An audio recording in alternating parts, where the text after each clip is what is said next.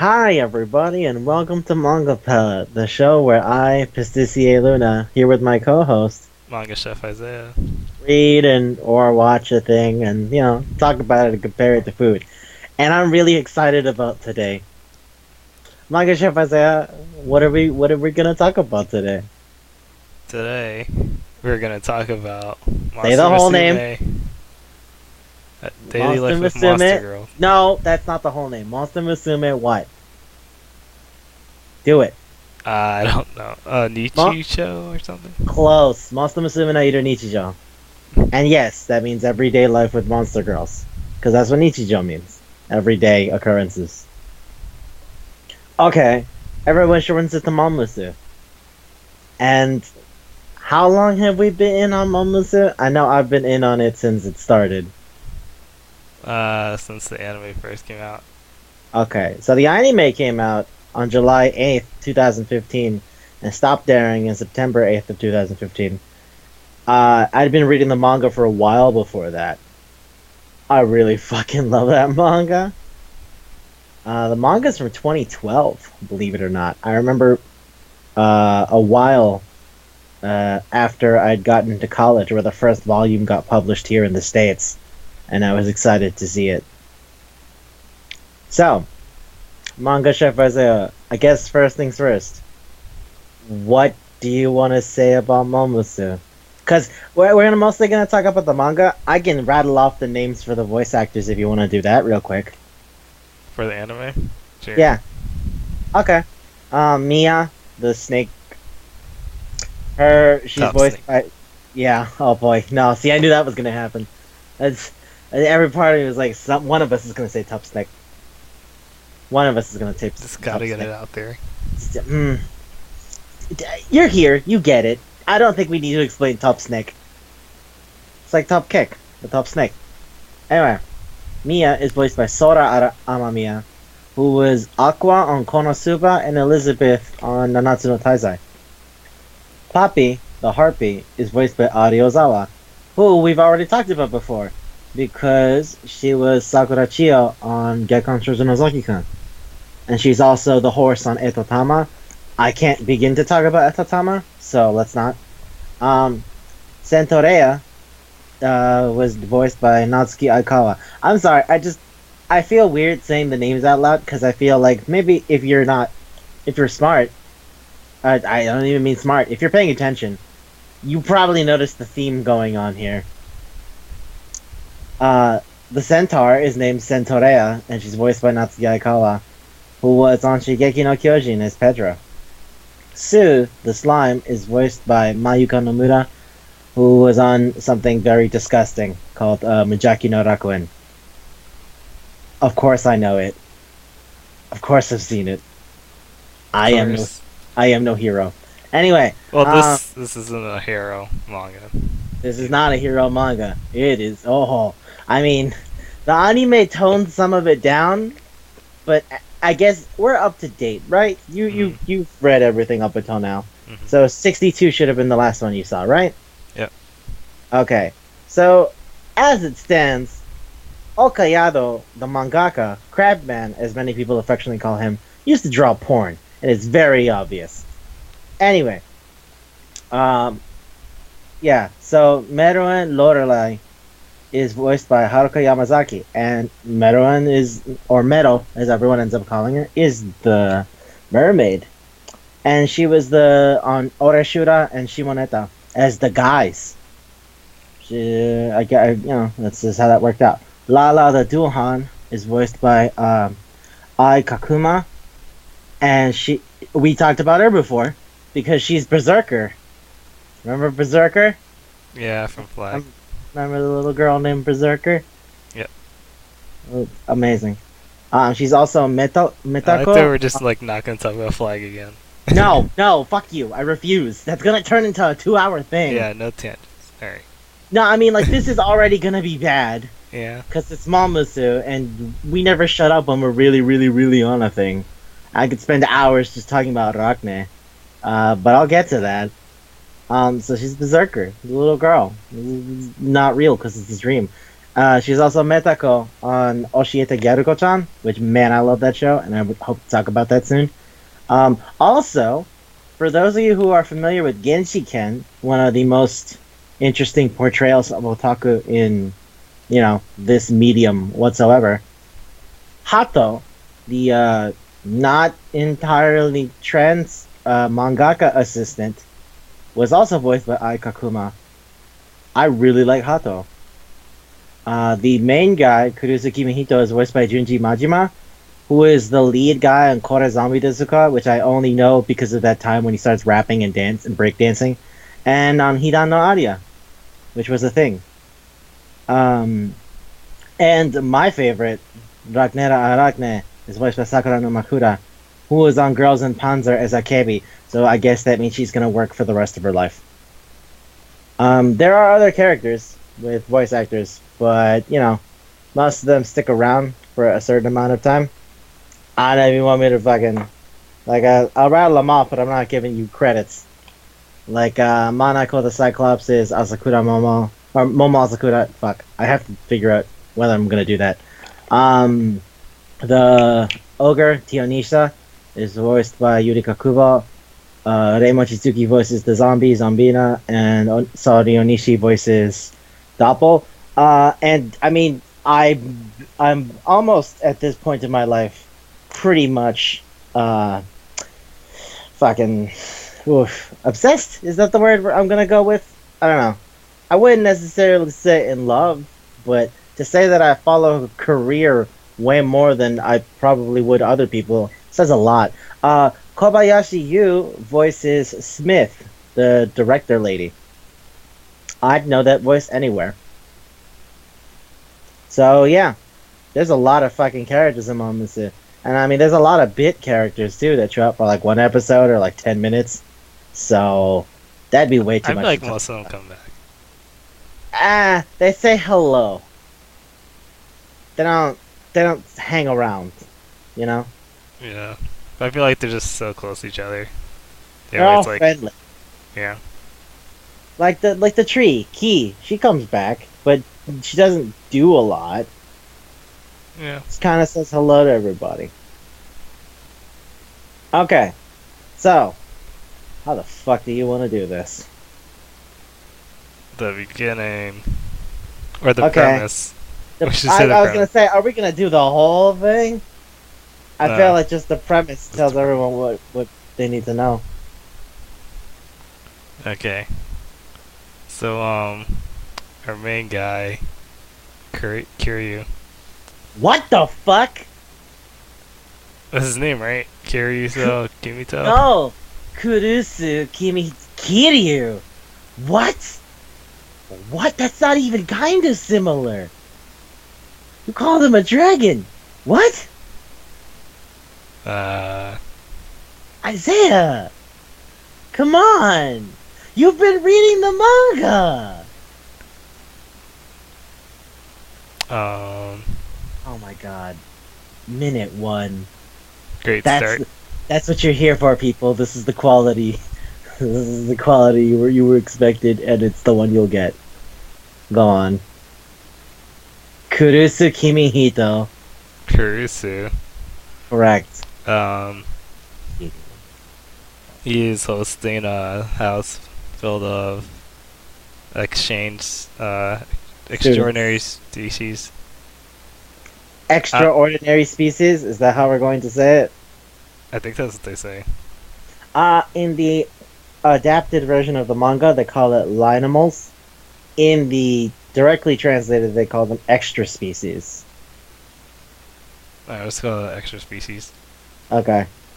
But yeah, he's in he takes care of extra species because the world, I mean Japan is allowing these extra species to come to their country and live there like a normal life. You know, to mesh cultures and shit. Let's learn about you while you learn about us.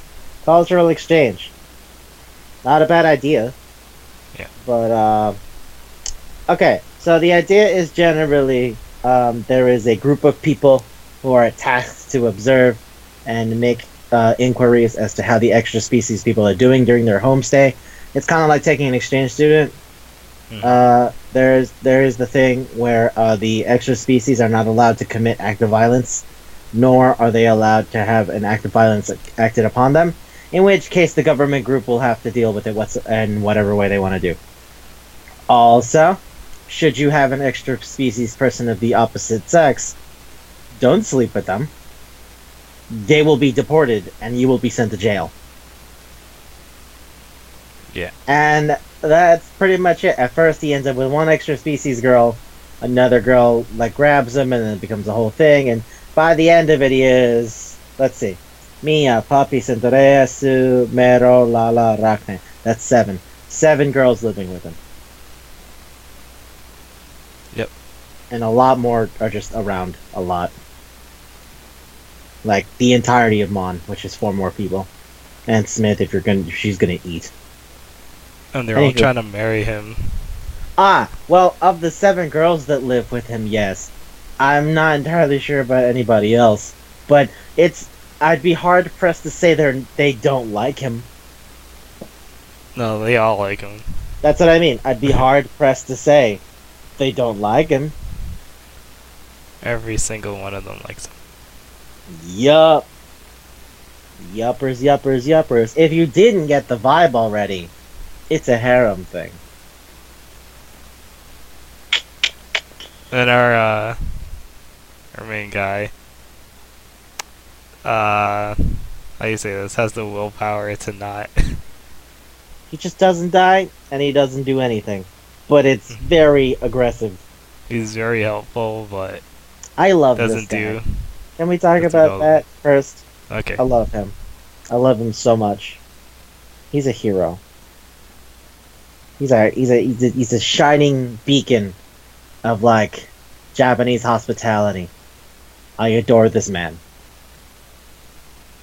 I find that a lot of the time when people talk about harem things, they ignore the protagonist because they're like, he's whatever.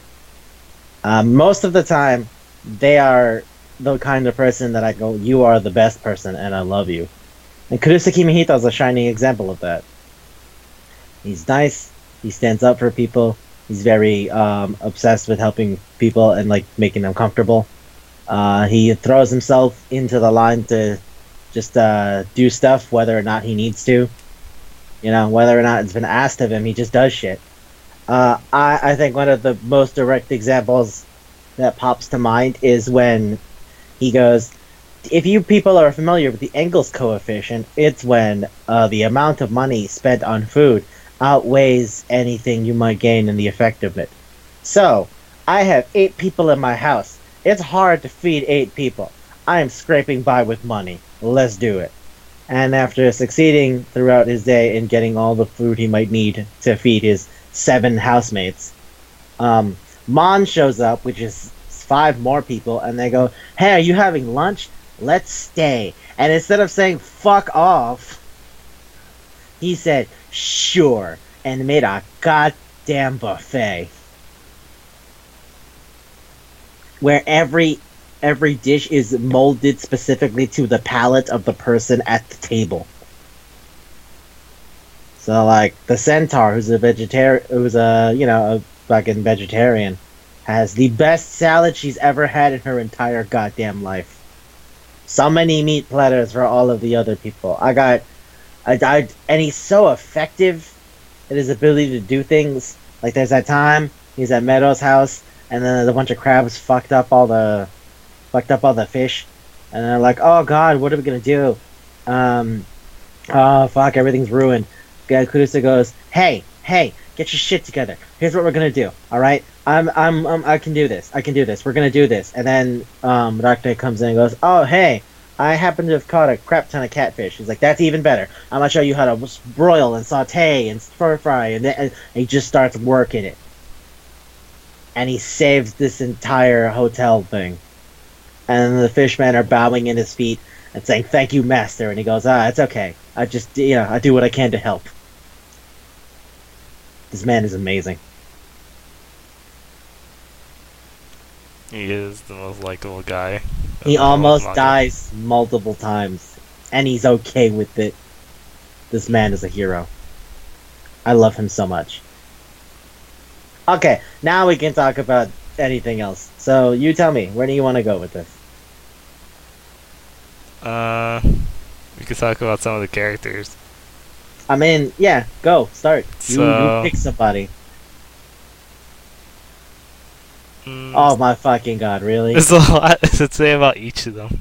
Just pick one. Which one do you want to talk about the most? Top Snake. Oh, you want to talk about Mia? Okay. Yeah. Fine. What?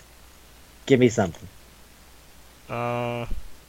Since on this day, in the day of our Lord, in the day of our Lord, the 3rd of March, 2019, there are currently 62 chapters of Mamusu.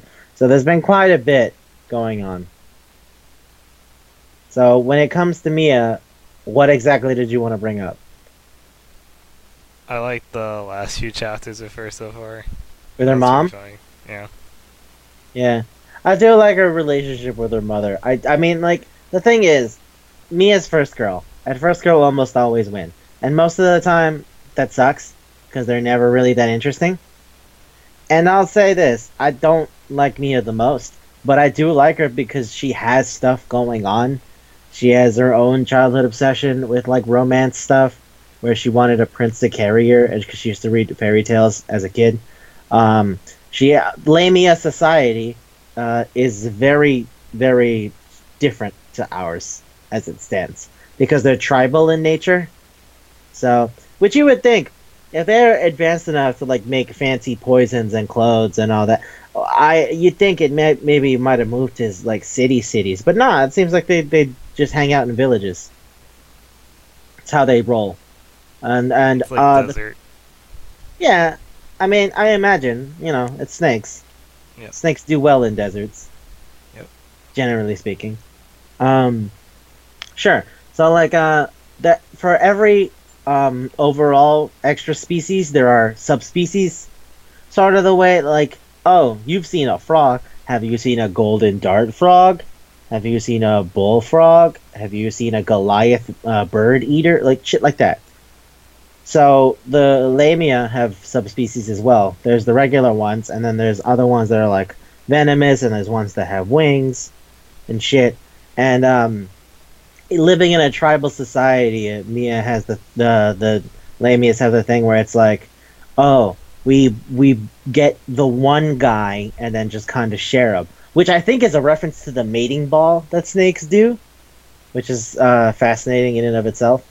I really like Momozu because beyond the fact there's like, ooh, boobs.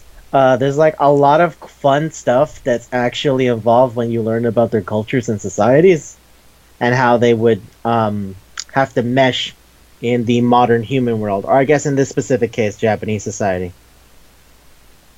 Do you know what the mating ball is? They all surround one snake. Well, sort of. They just sort of like wriggle around on each other, and it becomes like this ball of like snakes moving, and you can't really tell what's happening, but that's how they get down.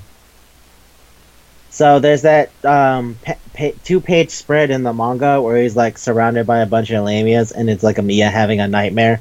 He's like, oh god, he's gonna be like mob raped, and I just immediately thought, oh, it's a snake mating ball. Oh, that's interesting. I didn't think we were going to go with that, but I guess snake people, so more similarities just make this snake to the knot, huh? Yeah. And yeah, so as the ambassador for her village, Mia's original intent was, go find a husband, bring him back. Then we do the thing we do best. So, And she has a Yeah. hard time, like, seducing him. Even Well, when her whole culture is all about seducing people. Because they yeah. have no mail. Yeah. Well, yeah. I was also going to say it's not that they have trouble. It's just that he's not. He's not really. He doesn't. He doesn't give in, which is probably another part of why I like him so much. It's like I could do it, but I'm not going to. It's bad. It's bad. Did you not hear the lady tell me it's bad? No. Not No. gonna do it. Yeah, and there's the part where when Mia's mother is over for a visit and she tries to drug him, and she goes, "Oh yeah, I gave him a drug that is going to rev him up really hard, cause damn it, we need to do this." Mia and her mother have a whole spat, but after Kurosaki Mihito's able to keep his mental facility straight, cause he's a goddamn superhuman, Mia's mother goes, "Yeah, but if you think about it, the venom I made is actually more effective on people who don't like lamias, because it just reverses the feeling. So, if anything, if he was able to keep his cool together, that means he doesn't hate you at all. As a matter of fact, it would only make sense that he cares deeply for you." And I'm like, I don't feel like that was ambiguous. I feel like it's very clear he very, very deeply cares for everyone who stays in his house. Hmm. So I don't know whatever possessed you to think that wasn't the truth. Probably because he wasn't. He doesn't say a lot? Yeah, I guess. Also, Mia's mom drugged all of her friends. That's crazy. They go really hard. They're incredibly Like aggressive. Rosario as a vampire. But Oh, that's another tangent. oh boy, Rosaya's a vampire. Scooty, come here. What? Ice block. Now you're mine. Oh no. And when you read the manga and okay, I want to say one thing. We have to go back to Rosario to Vampire at some point, because we didn't even begin to finish everything I wanted to say about that. All we did was talk about the second season of the show. I want to talk about the manga. I want to talk about like so many other things. I could go on for hours. That could become its own show in and of itself, like the worst idea of all time, where you just redigest the same thing over and over again. Like, trust me, dude. Trust me, I could go on for hours about that. Same way I can go on for hours about this. So yeah, no, I really like Mia. I mean, I don't like her the most, but I still really like her, which is normally not a thing I can say about first girls in harem manga. Yeah, I don't like her the most. But she's definitely better than She's good. She's better than a lot of other first girls. Like Yeah. Yeah. That's what I think is great about her. Okay, I want to talk about Sue for a little bit. I got a couple of questions. Okay, so Sue's super intelligent, yeah?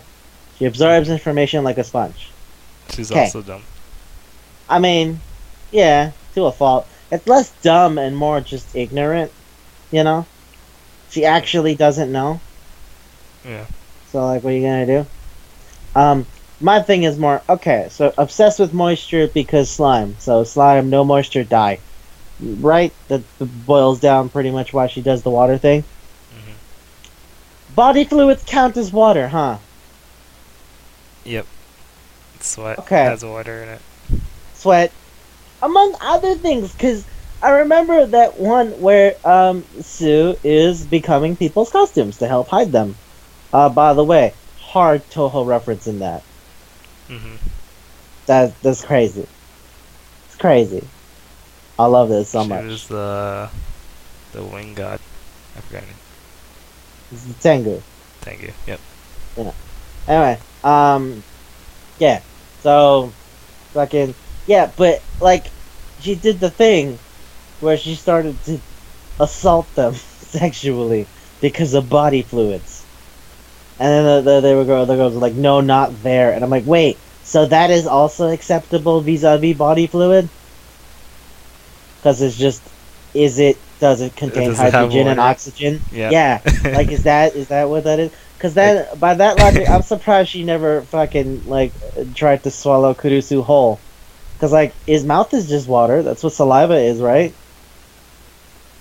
I'm surprised that never happened. I don't know if he's saving that for something. But, yeah. That's weird to me, I guess. That if every body fluid is viable, then how come he hasn't like been murdered? Accidentally, Does she of control course. herself? Well, I mean, she really likes him. She's smarter now because she's understanding a lot of other things. But I'm just saying, saliva's a body fluid. I thought she wasn't trying to kill him or anything. I don't know. She's almost drowned him a few times already. And like I said, not intentionally, but just like do the kissy kiss, and then he's dead. Yeah. That's what I mean. I'm surprised that hasn't been used for a bit yet. Sue, as opposed to the other girls who have a direct mother who you can speak to, Sue is the way they explain slime physiology, and I think that's so neat. That like slimes get large enough to the point where they divide into two slimes, nutrient collecting slime and an intelligence collecting slime, and then from there they'll eventually meet back up, merge back into one slime where they will each lose their original being and become a new one. And then the process begins again. So it's like jellyfish polyps. I was like, oh, that's neat. And Sue, as it turns out, is an information collecting slime.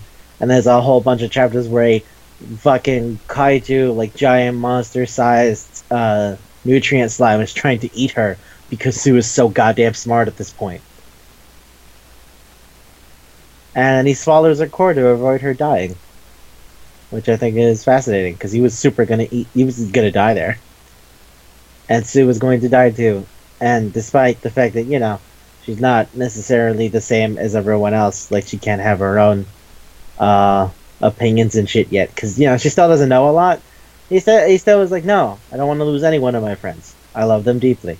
How can I save this? Swallow the core and hold on to it? I could do that. Let's hope I don't drown. He's superhuman. He's superhuman, and he's a wonderful person, and I love him. And It's I think like you're that's watching a hero without any superpowers. Oh, yeah. Well, you know what I think it is? I think it's because Momosu is, to me, what I wish high school DxD was. The protagonist? No, I mean, like, I wish it was a guy getting to know girls and comforting them and helping them grow as people without fights. That's what I wish it was, but that's what Momosu is. Like, pure in and out. Because you learn about, like, fucking cultural things, you learn about physiology, like, you learn a lot about their past, and, like, the more he gets to know them, the more they fall in love with him and shit. And I'm like, man, that's so much fun. There's a lot you can do with that, because them not being human means you can make up whatever the fuck you want. Like, harpies are the other species that also happens to do the whole, we don't have males naturally. So they just pick up dudes. Which is interestingly enough how Poppy meets him. Poppy just goes to his house and says, I need a person, come with me. And he goes, what? And then just fly away. Which, I do wonder. Poppy doesn't have eagle feet. Poppy has, like, feet that have big talons, yeah? Yep. But there's the subspecies of harpies that have, like, more, like, actual eagle feet. Yeah. So I wonder if they're stronger or not. I mean, because, like, eagles can carry children. Like, they can just snatch you the fuck up. So I wonder, assuming Kudus is like an average weight, like 150 pounds or something, right? Poppy picked him up without any effort. Yeah? I thought she was falling at the end. Oh no, that's because their No. shorts are falling. No. Yeah, that's because he was falling. She didn't have difficulty carrying him. He was tugging at her and her shorts were coming off. Because he's like, what the fuck is going on? Oh god. She didn't have issues flying at all. So, assuming he's like 150 pounds or whatever, right? Mm-hmm. So, I mean, I wonder what the scale goes up to if the raptor harpy is presumably as strong as eagles are vis-a-vis bird. Maybe she could carry a cow. I don't know. Yeah, like how much could she pick up is what I'm wondering. I think that's what the lab is for. with the president. No, that's not what the lab is for. The lab is to make money off of fucking body parts. But that was an excuse to learn more about the.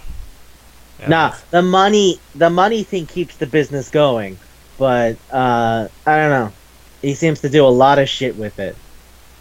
I don't know if he necessarily investigates like specific things like that. Know what I mean?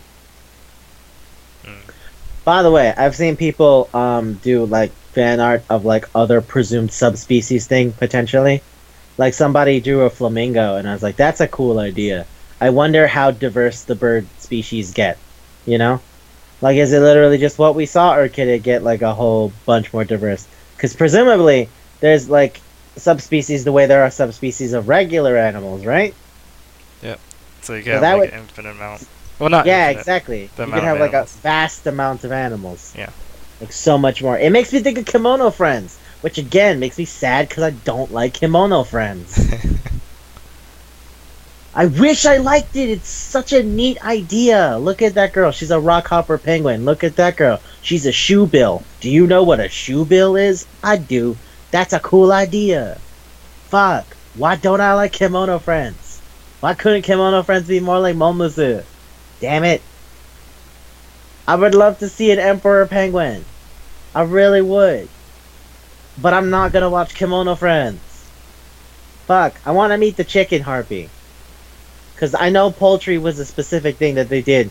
Because at the end of the episodes, when it was on TV, they did little end cards where they would show you some examples of subspecies, and I thought that was cool. For the harpies, they showed the raptor, the chicken, and like land birds, like egrets and ostrich. I think the one they showed was specifically an egret, but, you know, nevertheless, I find the idea fascinating. I feel like there's a lot more there than people would really think. That's what I appreciate about Momosu. There's a lot there. You just have to give it a shot. Like, the Lamias have, the most recent chapters, as of this recording, are the ones where they decided to go to the Lamia village for a while. Mm-hmm. So they showed the Melusine, which are the Lamia... No, they didn't show them yet. They're coming up next. They showed the Medusa, which is like Lamias with snake hair, like Medusa. And then they showed the Echidna, which is like Lamias that are more like lizard people or viper people. Because they have like poison fangs. Which makes me think rattlesnake, but not rattlesnake. Even though the back is exactly like a diamondback, which is, again, a type of snake. The Melusine are supposed to come up next, and they have dragon wings, and I wonder what the fuck that's about. Apparently they prefer to live by water, so I'm interested in seeing what that's about. Mind you, the setup for that is, let's try to convince this guy to fuck us. Oh, well, I did it better than you, so we win. I'm more interested in the science behind it. Like, okay, I have yet to see a red slime. I am interested in finding out what the red slime is all about. There's the green slime, the pink slime, the red slime, and the black slime, and those are the ones that they showed, but there's potentially more. Because they've already explained that slimes subdivide and formulate as new slimes after returning again. So there's stuff there. There's stuff there, man. They're gonna keep going. I really want it to keep going. Also, I said Okayado used the juice to draw porn. Yeah, can you guess what kind of porn it was? Animal. Yeah. Same thing we're looking at now. By the way, he also wrote a serious thing called 12 Beast.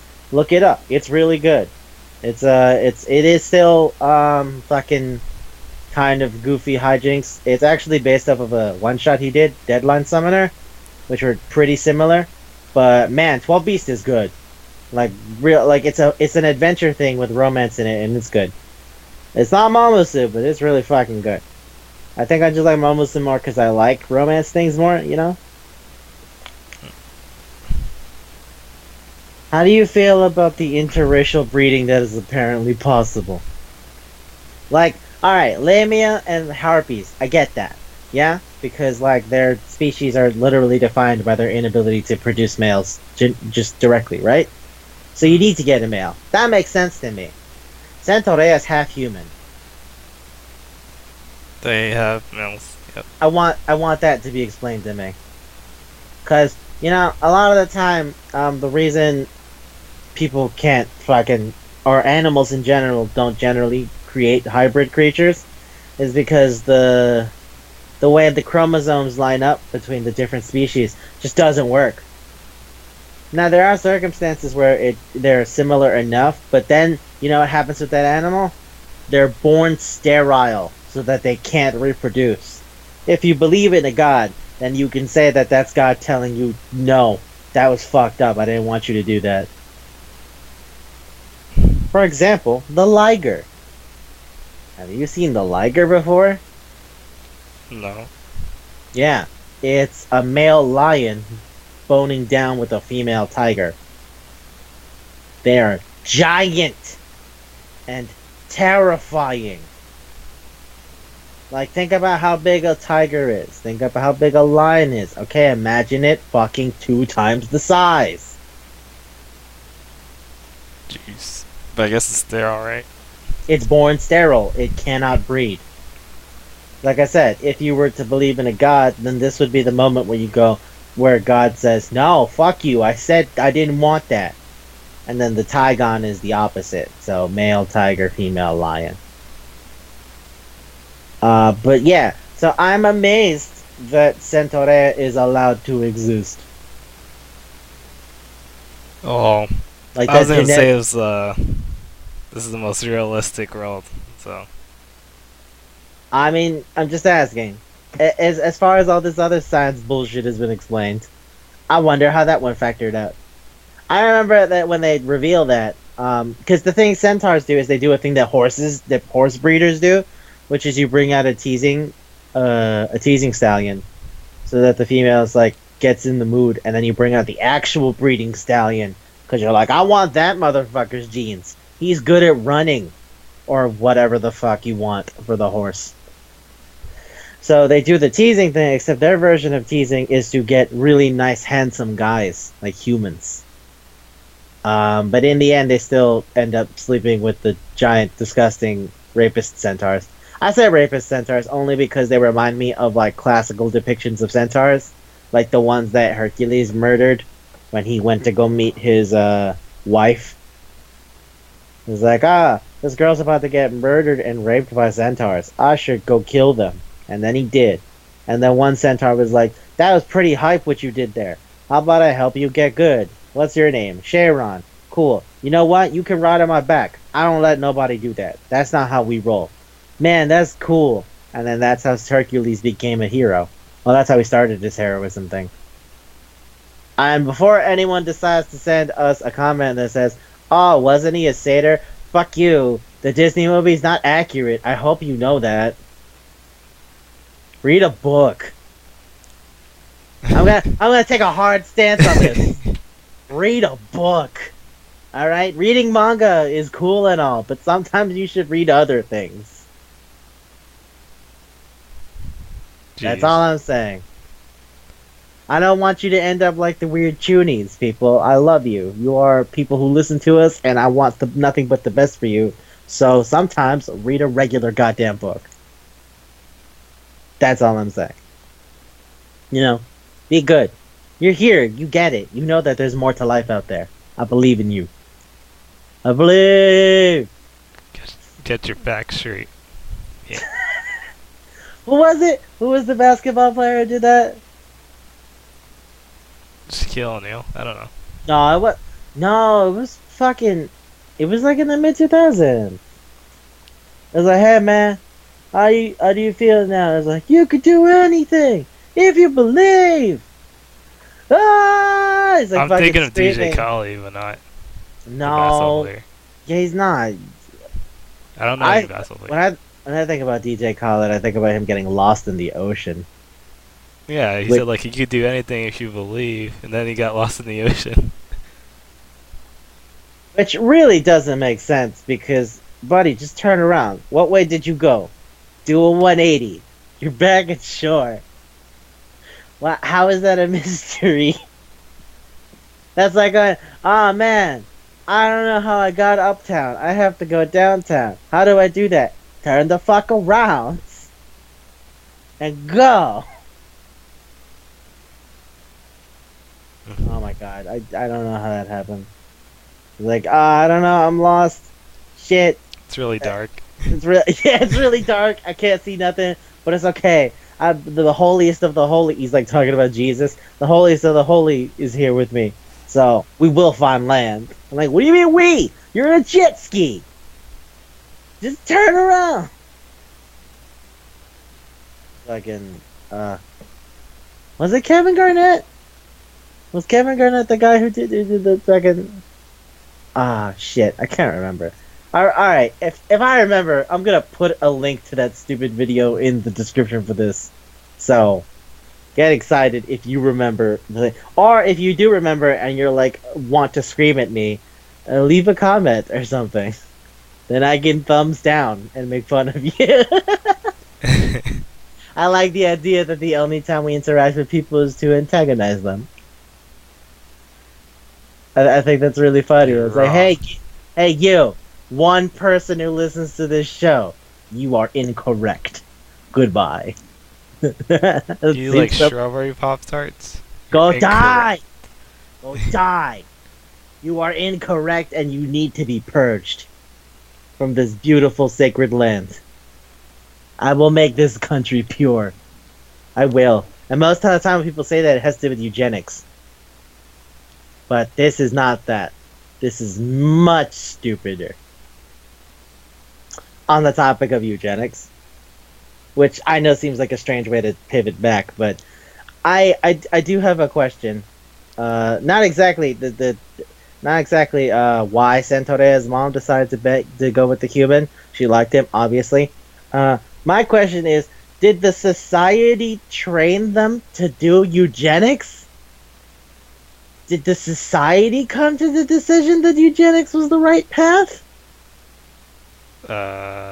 Because the teasing stallion thing, right, is essentially eugenics. It's picking horses to be bred so that you get the fastest, strongest horse to race them, or whatever the fuck you're gonna do with the horse. Seems like it.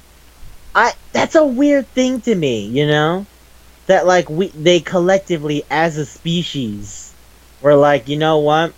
Only the strong centaurs deserve to live. Fine, I'll get myself revved up over here and just let him do what he does. That's awful. That seems horrible to me. I guess they're just like, we gotta do this.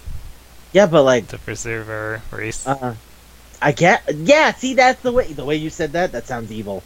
That just sounds evil to me. Well, they can't have weak ones, I guess. Why does that matter? Like, Centauri has legitimate proof that it doesn't matter. Well, before, they weren't living with. I mean, yeah. Well, no, because some of the teasers were men, remember? That's how Centauria's mom... But they probably captured them. Oh, that's probably true. Man, it weirds me out that, like, male centaurs are big, gross, and weird-looking, and I was like, oh, he looks like the kind of guy who's like the villain in a Netorare Dojinshi, and then he goes, and then I do the thing, and I'm like, that is a Netorare Dojinshi. That's evil. Oh, jeez. And the guy's just like, oh, shit. Yeah, I mean, what are you gonna do? This is weird. Which is why I think it's amazing that Centaure's thing was like, and then the guy I was supposed to do it with showed up and I hated him. And then Centaure's actual dad, the teaser, the really handsome human, showed up, knocked him the fuck out. And then we had our kid. And then we just told the guy, yeah, no, you totally did it. You don't even know. It was amazing. And he's like, okay, and then just left. Like, is he retarded? Are the big buff centaurs retarded? They're really strong, but no. That's it? Is that all they got? The strength? And they're just, like, fucking retarded? Seems like it. Oh, that's a see, because that seems like that's sad. That seems like that's eugenics failing. Which, again, I don't think eugenics should ever succeed, but that's just my point. Also, I think it was explained as, well, the race, generally, we've always preferred the strong guy, you know? But there's also the chivalric ideal of the cool person who you serve. So it's like, we pick the strong guy because we want the strong guy, but deep down, what we really want is the chivalric person, which is why Centaurus likes Kurusu so much. He's a nice, kind-hearted guy who seems to just be on top of everything. Mind you, when she first met him, she's like, "Get out of here, you fucking strange asshole." Also, much like Laura, she's taking advice from manga, and that's not good. What do you mean? Putting people in the armbar always works. So think about, what do you mean? How could you say that? She just uses a snake hold instead. That's I love that. Centaurus runs into Kurusu with like fucking bread in her mouth, and she's like, "Ah, yes, it was a Japanese spell I was told would work. Where did you hear that? In the book I read." And she pulls out a fucking romance manga. Oh my fucking god. It's so stupid. I love it. But yeah, another thing I like about Centaurus is her, I don't know, how should I put it? Her skittishness towards romance, despite being heavily invested in it. She's really into Kurusu, but she has difficulty expressing that desire. Even when it's very minor things, although A would have you believe this is disgusting, they held hands and that almost killed her. That's the one thing she wanted. Which, when you compare that to Mia, who's just curling up on him in the morning and says, "Let's get down to business," and he's like, no. That's the first thing you see, right? The first thing. She's wrapped all around him. And he also jerks off her tail a bunch. It's quite a manga. I also love that in the latest snake challenge thing, he also jerks off a bunch of tails. He did that so he could survive. Oh boy, he did it to not be raped. Which, I mean, that works, right? Yep.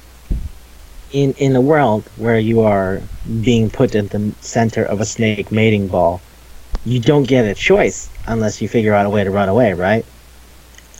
His way of running away was jerking off their tails so that they're in it, and then he's like, "All right, now that they're exhausted, I'm gonna run away." Unfortunately, with the other ones, that didn't work. Because the other ones were super into the tail rubbing. If anything, what worked was him not getting a boner. Which I don't know how it's possible, but... According to the little text box that popped up, it said he's the kind of guy who can only get into it when when the person says they're in love with him. So, yeah. That also probably explains why he's so into the girls who live with him. Because they all make their feelings very clear.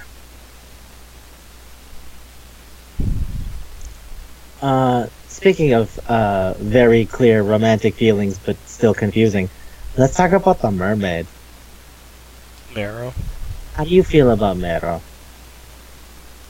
She wants a tragic love, but then she backs down away from it. She backed down. Yeah, she backed down hard. She's so in on the regular romance now. But yeah, how do you feel about Mero? Not the best, but I like her. I'll tell you this. At the beginning, I was like, "Oh, that's a weird gimmick," but okay. But now that she's had the whole thing with her mom and her wanting, like, almost killing herself to do the swim bladder thing, I really, really, really like her. She's not my favorite, but she's really up there.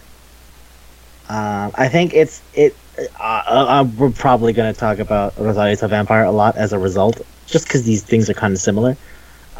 She reminds me a lot of Kurubu in that way, where she'll go really, really, really hard for the guy she likes, and ultimately wants that love fulfilled, but is prepared to accept a tragic ending for it.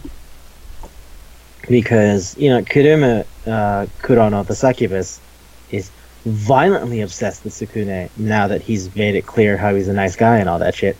And that leads to her doing some really, really wild shit in an attempt to just make sure he's okay. Like when he was transforming into a ghoul and he was like breaking down and maybe was about to die, and Kuruma just threw herself at him, even though she could have also died by being surrounded by all that yoki. It was really an amazing chapter. And she also which just stopped using her powers. Yeah, yeah. Well, except for that one time where it was an accident, and then she cried about it because whenever he followed her orders, it didn't feel like it was actually loving, and that hurt her inside. See, Revive the Vampire is so good. We need to talk about like actually go into it. You didn't read the manga, so it's hard to do that without it just being me explaining things. Which is why I'm glad you read Malmazu, or at least caught up with it, because before a certain point, you'd only seen the manga, right? I mean, you've only seen the anime. Yeah, you've only seen the anime. Which, as we've talked about before, at least, off the air, that's a pretty usual for you. You watch the anime and just kind of leave it at that. Oftentimes forgetting that the manga is still going. That's like Hajime no Gyaru, and, because that went pretty far. Renai Bokun, a lot of shit where I told you, dude, have you been keeping up? And you're like, what? No. And I'm like, fuck you. Catch up now. Catch up right the fuck now. I love Renai Bokun at the game thing. The game world. No. Fuck you. Fuck you. Fuck you. Yeah. Anyway. So yeah, I think the whole slowly but surely getting more romantic development is pretty good, which is why I think Meros is so interesting, because Mero at first is like, I want to love like the Little Mermaid, and everyone's like, I don't know about that, and Mia feels particularly wounded at that one, because she feels like Mero, because she can't fucking walk, she's got a fish tail. What are you gonna do, right? She's in a wheelchair all the goddamn time. And because of that, she needs more help than the other girls. So Kurusu will sometimes carry her and take her upstairs and, shit like that. Push her wheelchair around to help her move. So yeah, with that in mind, Mia feels pretty conflicted, because she's like, first it was me, then there was the fucking bird, and then there's the horse, and now there's this fucking fish. I can't. And on top of that, she gets to do all the physical contact shit, and I bet this bitch is planning behind me. And then Meadow reveals her true intent. For those of you who don't know the original story of the Little Mermaid, Lorelei, who is the name of the mermaid in many of the original adaptations, fucking dies. Like, Lorelei the mermaid does not get her love fulfilled, and she fucking dies. So, which is also why I think Mero's name is Meruine Lorelei, because it's a reference to the water spirit that's like the mermaid, the Lorelei. In the most recent chapters of the manga, or at least some of the more recent chapters, they've been doing the thing where the girls meet their parents, or rather, the girls don't meet their parents. Kurusu meets their parents, because he doesn't know them. Why would he? Although you gotta admit, it is kind of funny to have someone staying in your house for what could probably be months. There's no real scale for time in day-to-day goofy hijinks shit. So, I don't know if it's been like a week, 2 months, or 3 years. I have no fucking clue. I presume it's not vast amounts of time, but, I could just be spitballing. Yeah, I don't really know anything. So, after a certain point, Mero's mom says, hey, we should meet. And he goes, okay, cool. So he goes to meet her mom. As it turns out, they've made reference before to Mero's personality being very regal.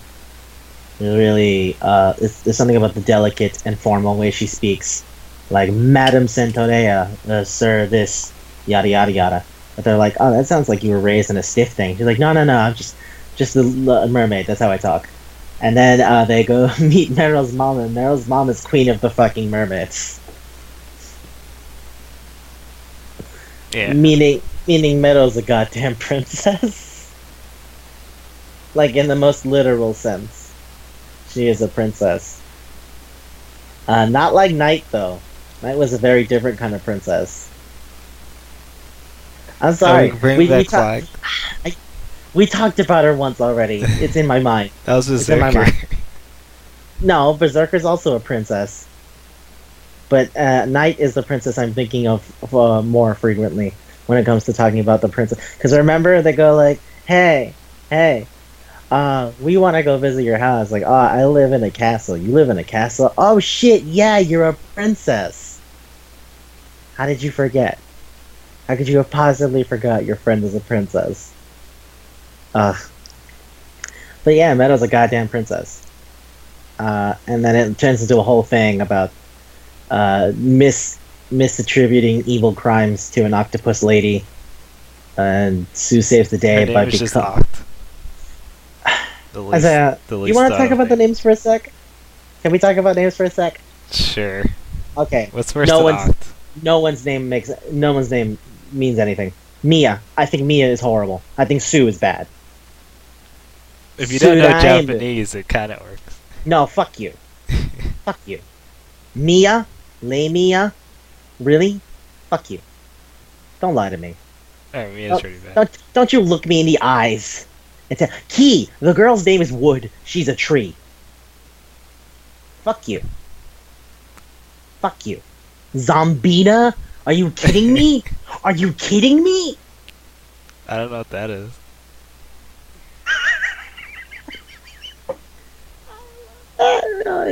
Oh, she's a zombie? That's Zombina. I wonder what race she is. She's a zombie? I couldn't have ever seen that coming.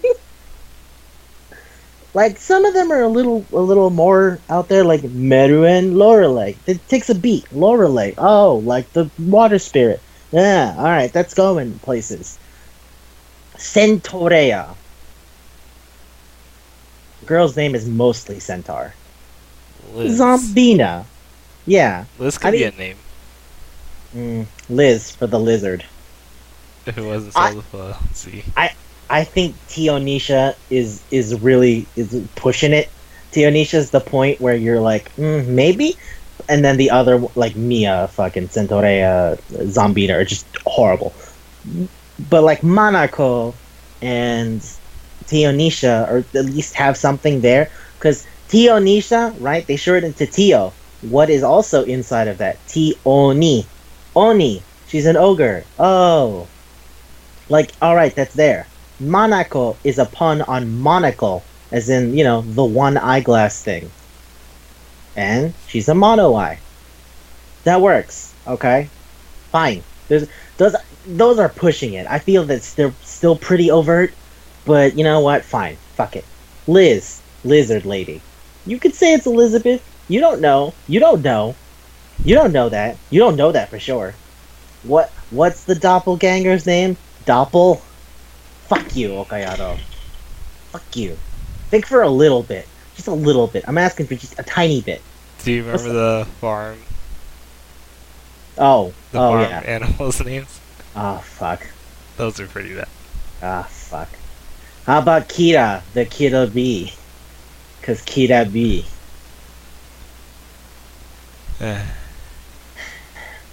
Yeah, let's go to names for a bit. Okayado. Nine-eta okay. What? Nine-ta. Well, I can't tell what you're nine-tailed fox girl. Loose? I thought her name was Nine-eta. Nieta? Nyanta. That's close to 9. Yeah, that's that's I'm not sure how to feel about that. I mean, some of them are just bad, like Mia. All their names come from their race. I think the only one who's maybe a little bit there is Poppy, because Poppy sounds like Harpy, but it's not technically the same thing. It's not like Mia is literally inside of Lamia, or Lala is Dudahan, so Da, Duda, Dada. Yeah, Meadow's a princess, and it becomes a whole thing about you're like, Oct is bad. Fuck you. There's a lot of them. There's a lot of awful ones. Cathal, the Minotaur. At least that works a little bit. What about Shishi? Oh, that's a pun on the way you say that kind of monster in Japanese. So she's a Kyonshi. Kyonshi are what you call are not Western vampires, because Western vampires are Kiketsuki. Kuketsu.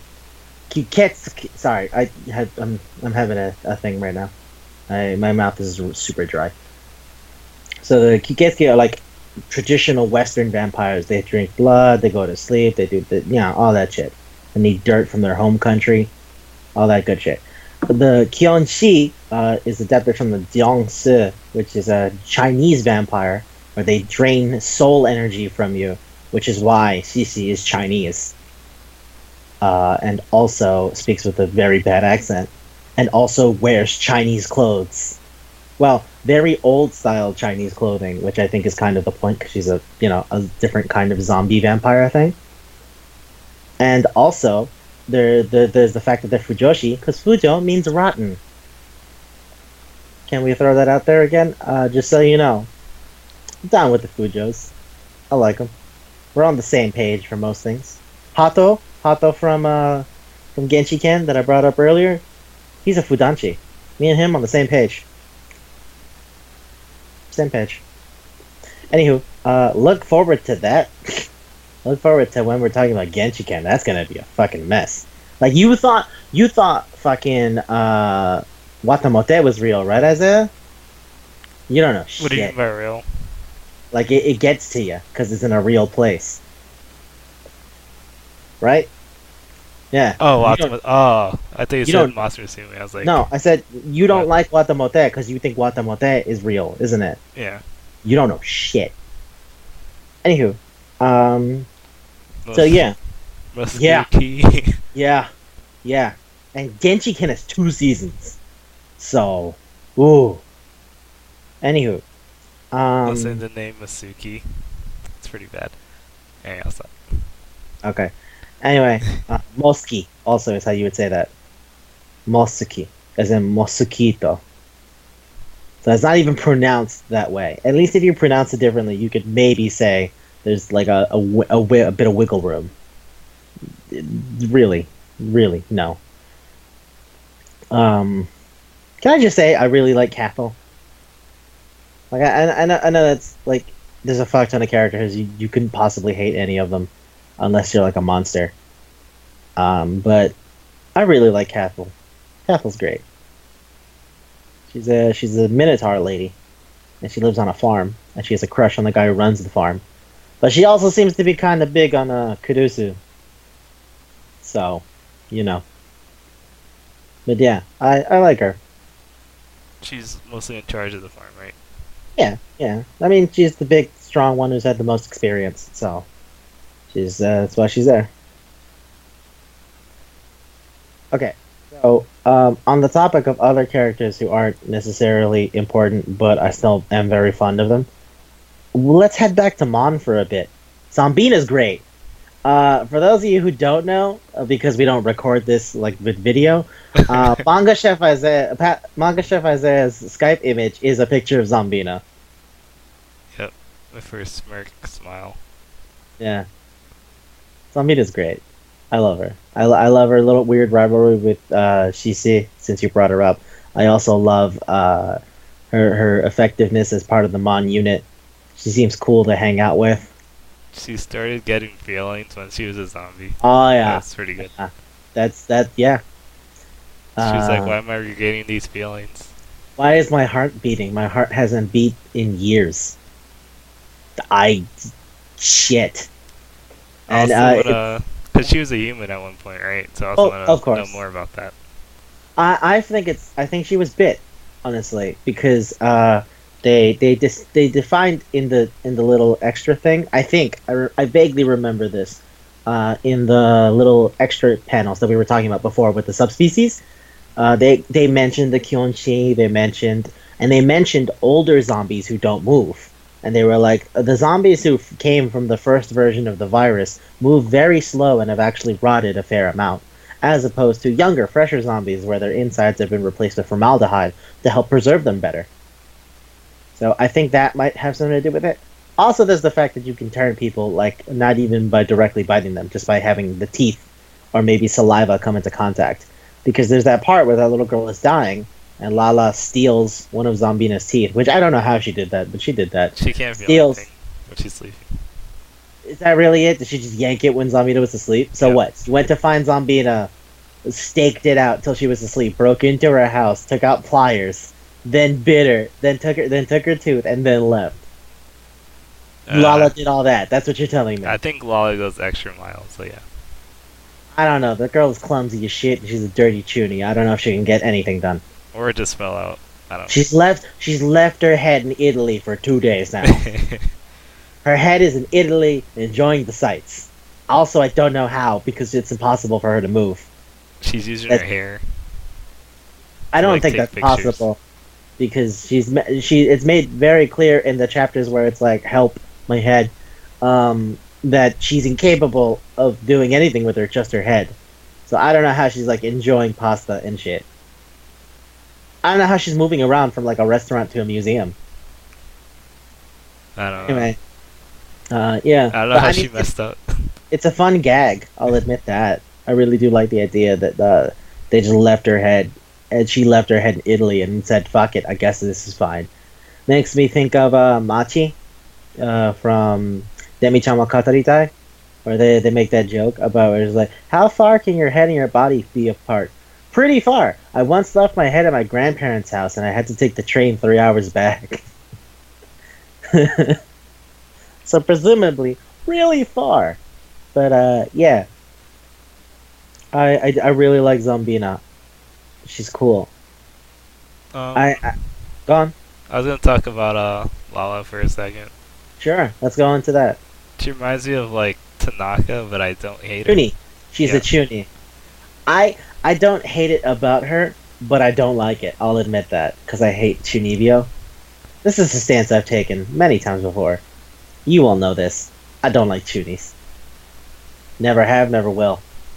I just find them annoying to deal with. I find Lala vaguely amusing, but I think that's only because she fumbles and eats shit on her own all the time. For example, we just talked about her leaving her head in Italy for 2 days. And she's That is- like a tourist there. With just Her like, head's just enjoying the sights, finding out what's up. But, I'm surprised. I don't hate when never- she does the whole thing, because she actually does it. Like she actually takes souls. So Maybe we've never seen her do it. We she just did know it for she- the vampire. No. Oh wait, no. You mean the ghost of her father? Yeah. Yeah, but that's super recent. I mean, up until a certain point, all we have is the fact that she does exist as an entity on the on the River of the Dead, which that's a super Japanese thing. Do people know about that? I don't. I'm not sure if other people do. You do? I don't. Oh right, you watched. Oh, you don't. The Sanzu no Kawa is a river. Wait, is it like Hellgirl? Yes, it's exactly that. Oh, actually. then yeah, I know. That's why I said you would know, wouldn't you? Yeah. So it's the River of the Dead. Toho likes to use it. Toho goes like, remember, we're fantasy world, so all types of The dumb River of shit. Styx, right? 3. San means 3. What? I thought it was the River of Styx. Never mind. Oh, the river Styx. Similar concept, not the same river, obviously. They would say the river Styx in the translation because that's sort of what it is in Japanese tradition, or I guess Buddhist tradition, less so. Not specifically Japanese, but it's a Japanese form of Buddhism. Yeah, the river Styx is the same thing except it's in Greek mythology. It's the river that ferries the dead down into Hades, the underworld, and then divides its way into Tartarus, Elysium, and I'm not gonna get into it. The point is, the concept is exactly the same. So Lala being able to show up at the Sanzu that time Kurisu almost drowns tells you that, oh yeah, no, she really is an entity of death. That's not a lie. I just don't know if it really means anything, you know? Like, yeah. She keeps saying that the spirit of death is watching over you or something. Yeah. Like, who gives a shit? I know you're here, you stupid chuny. I think my favorite part about Lala, at least with her relationship vis-a-vis Kurusuki Mihito, it's that he used to be a chuuni, so it doesn't bother him. And there's that part where Smith goes, "How did you know she was just talking out her ass?" And Kurusu goes, "I don't know. I just had a feeling." And then it goes to the dark past, and it shows him in middle school, which is what chuni means, chunibyo, second year of middle school. And it shows him with a bunch of bandages and an eye patch and his jacket over his shoulders, going, "I feel the flame of the darkness rising in me." And he goes, "And that's a thing he'll never talk about with anybody." Good. Good. Good. I like that. He grew past Junibio the way many people do. And now he looks back on it with shame, the way an adult should. Noble. Noble man. See, he's such a hero. So, like, it's like him being a chuuni in the past means it's good because he's past it now. Unlike Lala, who is probably centuries old and still being a dirty chuuni. They never say their age, but I assume she's over 18. If she's an entity of death, I can't imagine she's younger than 18. I imagine she's a couple of 100 years old. Like the other girls, you can kind of buy that. Actually, they do mention Mia and Poppy's age at the beginning. Because after Poppy moves in, Mia goes like, Poppy decides to go take a bath with Boss, as she calls him. By the way, all the girls give him a completely different pet name. We can get into that in a sec. But, yeah, so she decides she wants to go take a bath with Boss, which is what she calls Kurusu. And then Smith is there and going like, well, I guess we'll just finish up the paperwork so that she can stick around. And she's like, boss, let's go have a bath. And he's like, okay, sure, whatever. And Mia responds with, I mean, I'd feel more worried about it if it weren't for the fact that she's a kid. And then Smith goes, why do you think she's a kid? And she goes, what do you mean? Look at her. She's small and thin. And they're like, no. Harpies have those bodies because that's what helps them fly. She's the same age as you. You're both 18. And then Mia goes, what? And runs up the stairs. Well, runs as much as she can without legs. Slithers up the stairs. Top snake. Anyway. So yeah. I thought that was great. So no, they did mention it, but just the one time. I don't think they've mentioned it more after that. There's the little omake pages where he draws like swimsuit things. There it mentions their age. I don't remember them off the top of my head, but I think Arachne is a little bit older than the other ones, which is why she's like 20.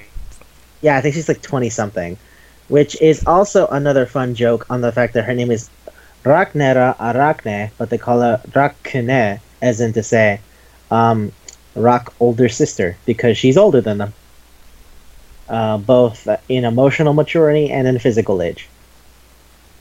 I've been trying to hold back talking about Rachne because I feel I could spend an hour just talking about her. But then again, I think we're gonna go over like most of the characters. We're gonna go over like 2 hours. I'm pretty sure with this episode, because I still also want to talk about the music. Anyway, Rachne's my favorite. Rachne's best girl to me. Rachne has always been from the second she showed up to now. Yeah, and I can't wait till the part where we have to meet her mom or anything else. I love Rachne so much. Rachne is my favorite kind of character, which is a person who is trying to overcome adversity with growth. And his relationship with Rachne is exactly why she's in love with him, and I love every part of it. So Rachne is the way she acts is the teasing, sexually aggressive older woman sort of archetype. But, that's its own thing, right? I always think of, I think one of the reasons I like Rachne, or at least I like that archetype, is because there's always usually a lot going on underneath. As much as they're like, oh, hey, lovable sex pervert, there's always a reason behind them being so aggressive, or behind them talking in that way and just trying to have fun. So I remember, for those of you who know, fucking giant as far as the genre is concerned, love Hina. She's like Mitsune, where she likes to fuck around and just kind of hang out and sometimes do some shit. Rachne, her thing is she used to live with some people, and then they sold her because they were like, well, they handed her off to another guy in exchange for money because they were like, well, we can't really deal with her. Rachne is, well, all of them, all of the extra species people, their bodies aren't normal, or I guess not human. So there are certain trials and tribulations that come hand in hand with that, right? Mia is like, what, 15 meters long? Do you know how fucking hard that is to fit into a room? They all have to design special rituals. They all have like completely different things going on. Meadow sleeps in a pool. She's a mermaid. What you gonna do? Um, Dolphin pussy. I love that fucking meme. I love that. Yeah. Well, that, like, every time they say something like that, and then like they take a picture of the girl like zoomed in, and it says the one thing, and in that box they say whatever gross shit happens to make sense. So for Sandra it was horse pussy. For Mera it was dolphin pussy. I remember the one for Zombina was rotten labia, and I was like, ooh, ay. And the one for Rachne was something pedipalps. Like it was talking about the region where the spiders have their genitals. Was it moist pedipalps or some shit? I was like, oof, that's a one direction to take that. So yeah, Rachne. You know what? On the topic of momos and memes, there's one panel in particular I wanna mention a thing about. It is tangentially related to Rachne, where they went out shopping to go buy food and stuff, and there's a part where Mero looks at Centaurea and goes, "Hey, Madam Centaurea, you're very large and very strong. You'd probably be able to carry these groceries just fine." And Centaurea goes like, "I'm not a mule. I don't know what you expected." And then Caruso goes, "Oh, Centaurea, could you help with the bags?" She goes, "Yeah, sure." And then if you look at Meadow, Meadow's just looking like, "What the fuck is wrong with you?" I love that a lot. Meadow's face in that panel is like, "This bitch, fuck you." But yeah. So I really dig that about the I really dig that joke. So Rachne is lived with a family, and then it is revealed later on that she accidentally cut the girl with her claws. So Rachne is a spider, Arachne. Yeah, for those of you who don't know, man, I'm getting into a lot of Greek mythology. I realize that now.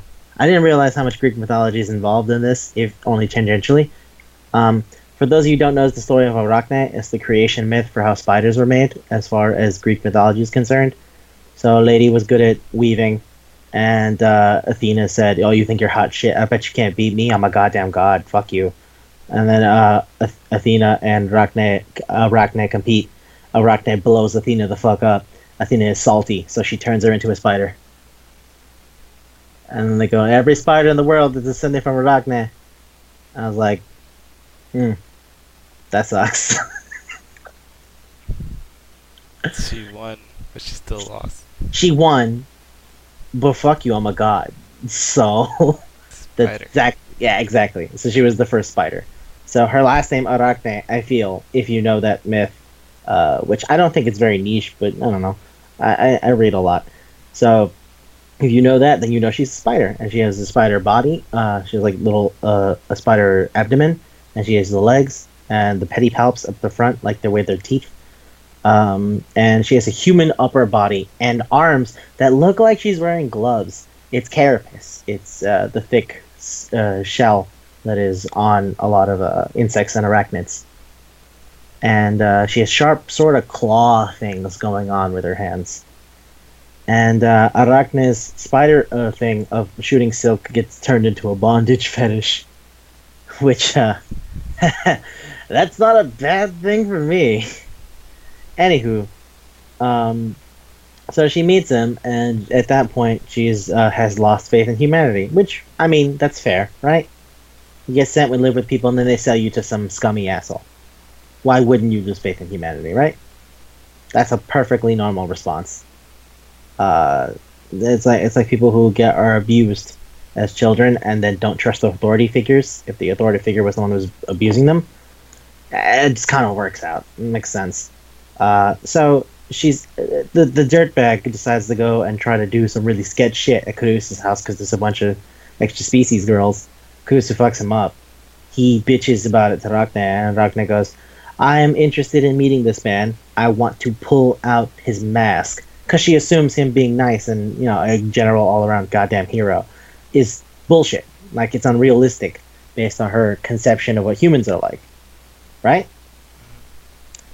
And, so she decides to kidnap him when he's buying groceries. And after a good conversation, she realizes he's a nice dope who legitimately cannot automatically perceive anything ill about extra species people. Do you want? I really want. You just do it. No, I mean like. Okay. All right, fuck it. No, I'll just do it. Okay, so when she meets him, Ragnar ties him up, and at first, she's holding on to him from behind, and because it's a dirty manga, she's like rubbing her boobs into his back, which is freaking him out, and for exactly the reason you would think. She thinks, oh, I'm a spider. I get it. He wants to escape and snitch on me to the policeman who's below us right now. And instead, his plan is, no, don't get a boner, don't get a boner, don't get a boner, don't get a boner. Which means fair. he gets attracted to Fair. other things. He is attracted to her. That's fair. But she never said she loved him, right? I know. But at that point, he was trying to hold back because it's a physiological response. After a certain point, when he's surrounded by 7 girls who are deeply in love with him, I can see why that's how that would have ended up. But yeah, he's just like, don't get a boner, don't get a boner, don't get a boner, don't get a boner. Actually, he does get a boner after the fact because she starts pulling him in closer, and then he bites the thread that's around his mouth, and he falls, and then she goes, oh, I get it, you were trying to escape, huh? And then she brushes into him and goes, why is that? Did you just get a boner? And he's like, fuck, I didn't want you to find out. Mind you, he doesn't really think he's kidnapped, I guess. Because he's just kind of playing along with everything. He's not acting like he's afraid of being kidnapped. So I think he was just like, oh, this lady wanted to talk to me, and I guess this is how she does it. But let's be polite and not gross, so don't get a boner. The most polite I love him so person. much. It's like, yeah, it's spiders it's the talking. best. Yeah, I guess this is how spiders talk. I shouldn't assume she's trying to kidnap me or anything. Yeah, I don't think it's weird that she brought me into an abandoned warehouse and tied me up. Maybe she's just shy and wants to talk to one. I don't know. Exactly. Anyway, so Ragnar goes like, oh, I get it. You got a boner because of my boobs, right?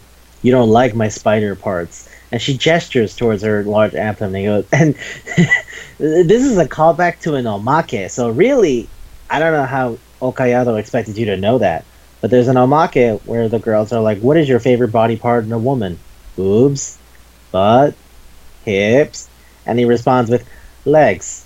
Because at that point, in Centaurus, Poppy, and Nia, they go, well, fuck, I don't.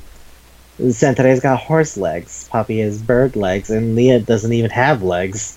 Fuck you. I have nothing to say to that.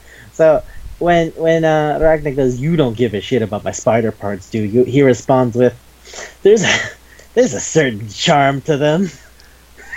And it was leg man, and I was like, yeah. And at which point Ragnar goes, wait a second, you like my spider legs? You're a pervert. He's like, no, wait, and she's saying that just to fuck with him. Mind you, he's taking it very seriously.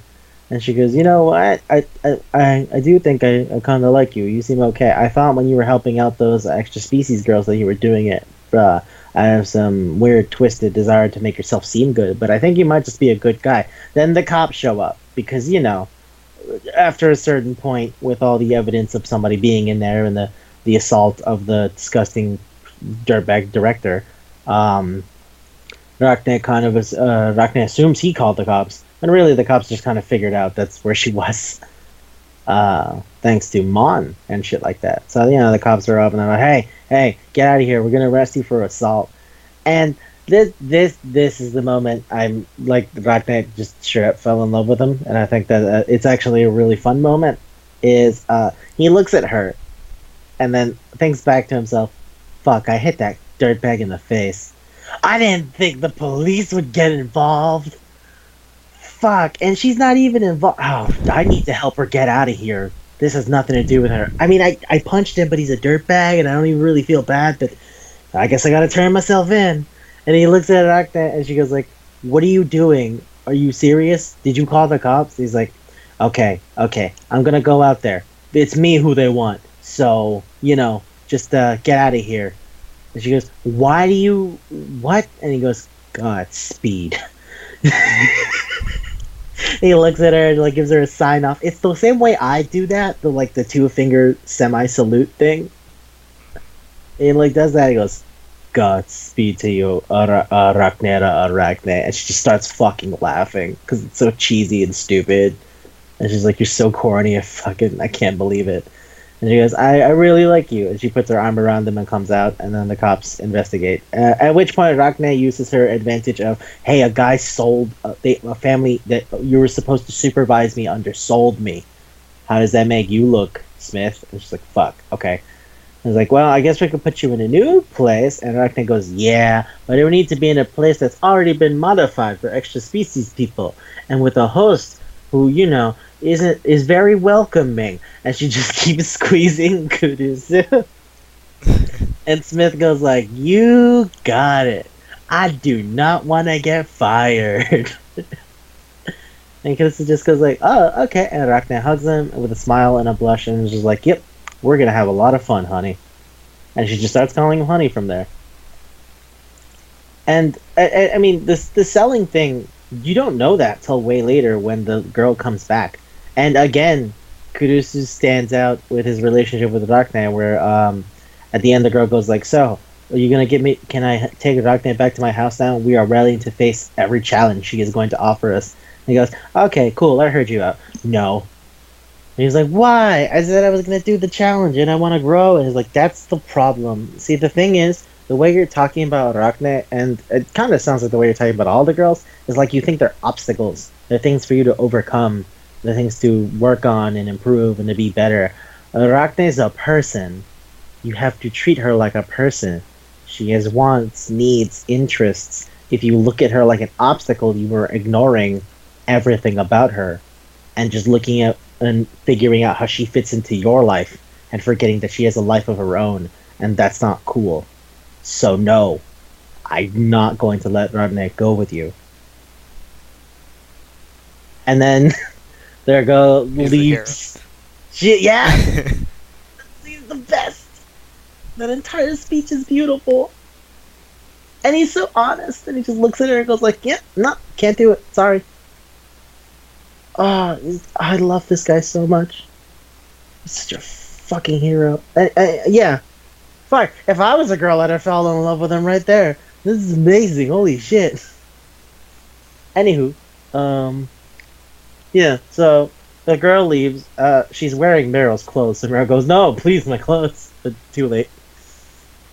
And then Ragnar, who at that point is drunk, because she drank black coffee. And for those of you who don't know, caffeine gets spiders fucked up. It fucks them up the way we get fucked up on booze. So she's drinking a black coffee and hugs him and just gives him a whole thing about how much she likes him and how he's the best guy ever, because it seems to be that he genuinely thinks of them as people, which shouldn't be like that low of a bar, but I guess it is when you're that stand out and different. There's a whole different set of complications.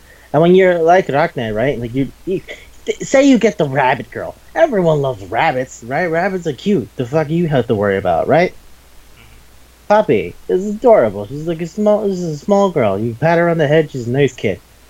You compare that to spiders, right? How many people are uncomfortable about spiders? I can immediately think of one friend of mine, Henry, or Porkchops, as I know you know him, is violently terrified of spiders.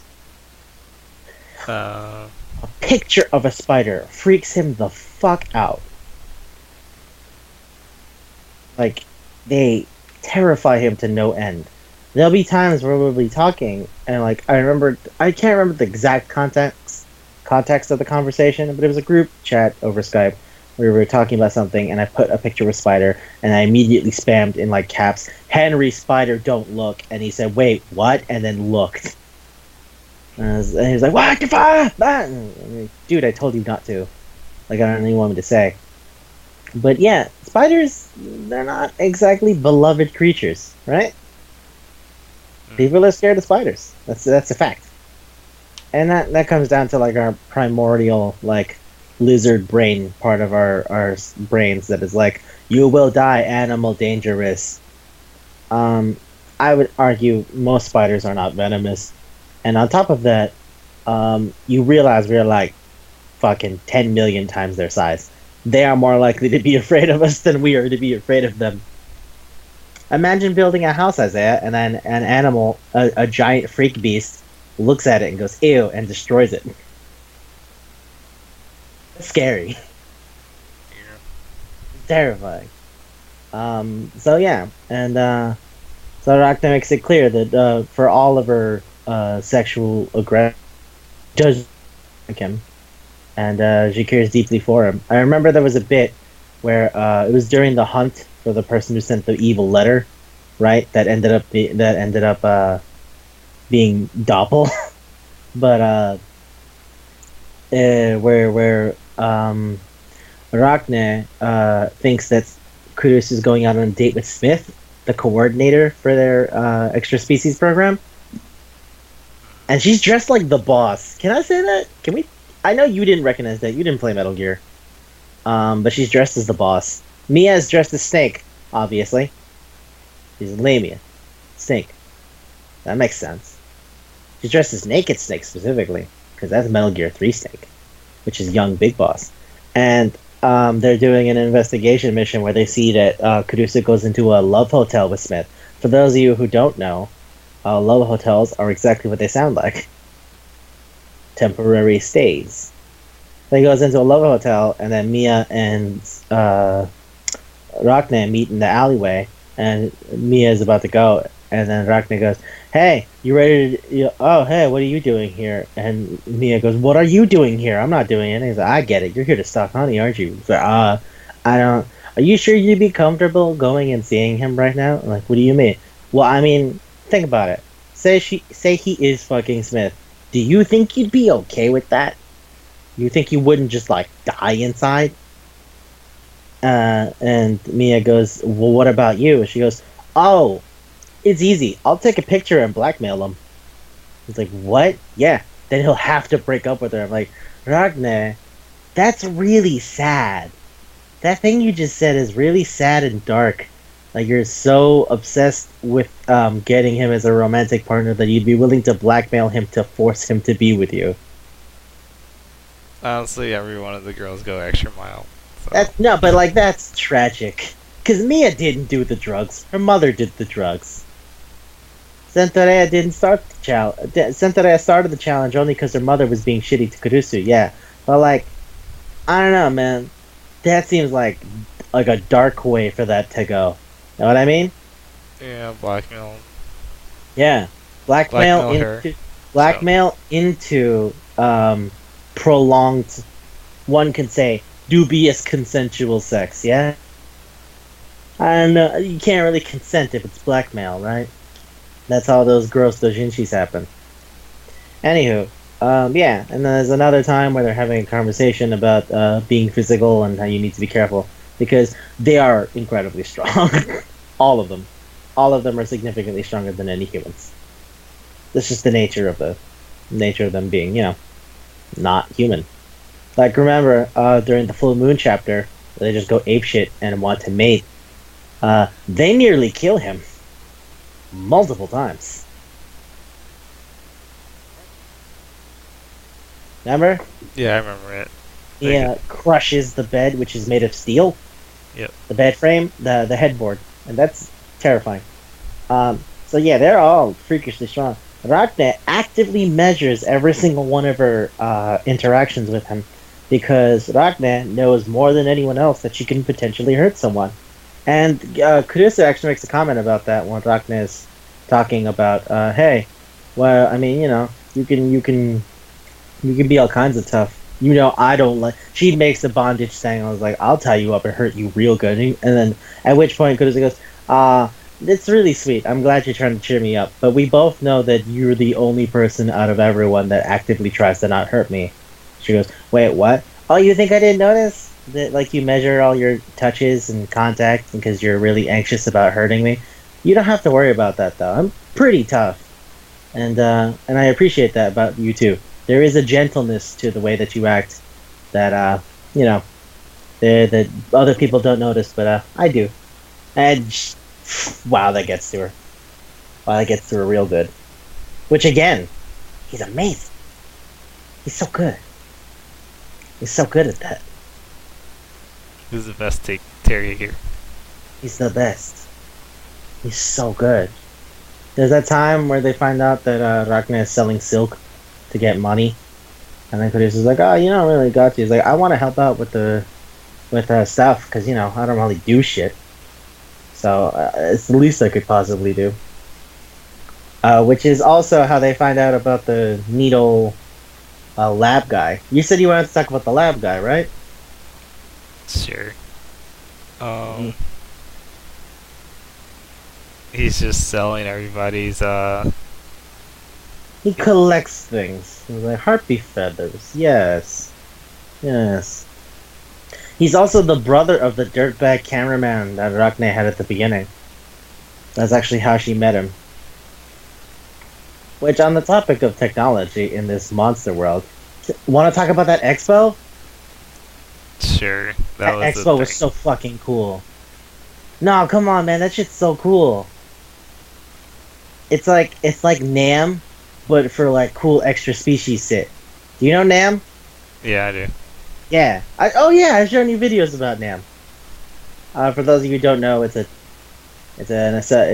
event where people who deal in musical instruments and things of that nature show the projects that they're working on and stuff that they've already sold and stuff like that. So it's like, hey, are you a DJ? Maybe go check out that audio interface area where they do all this crap and yada yada yada. Speaking of which, did you get your audio interface yet? No. You did. I thought you had the interface but not the mic.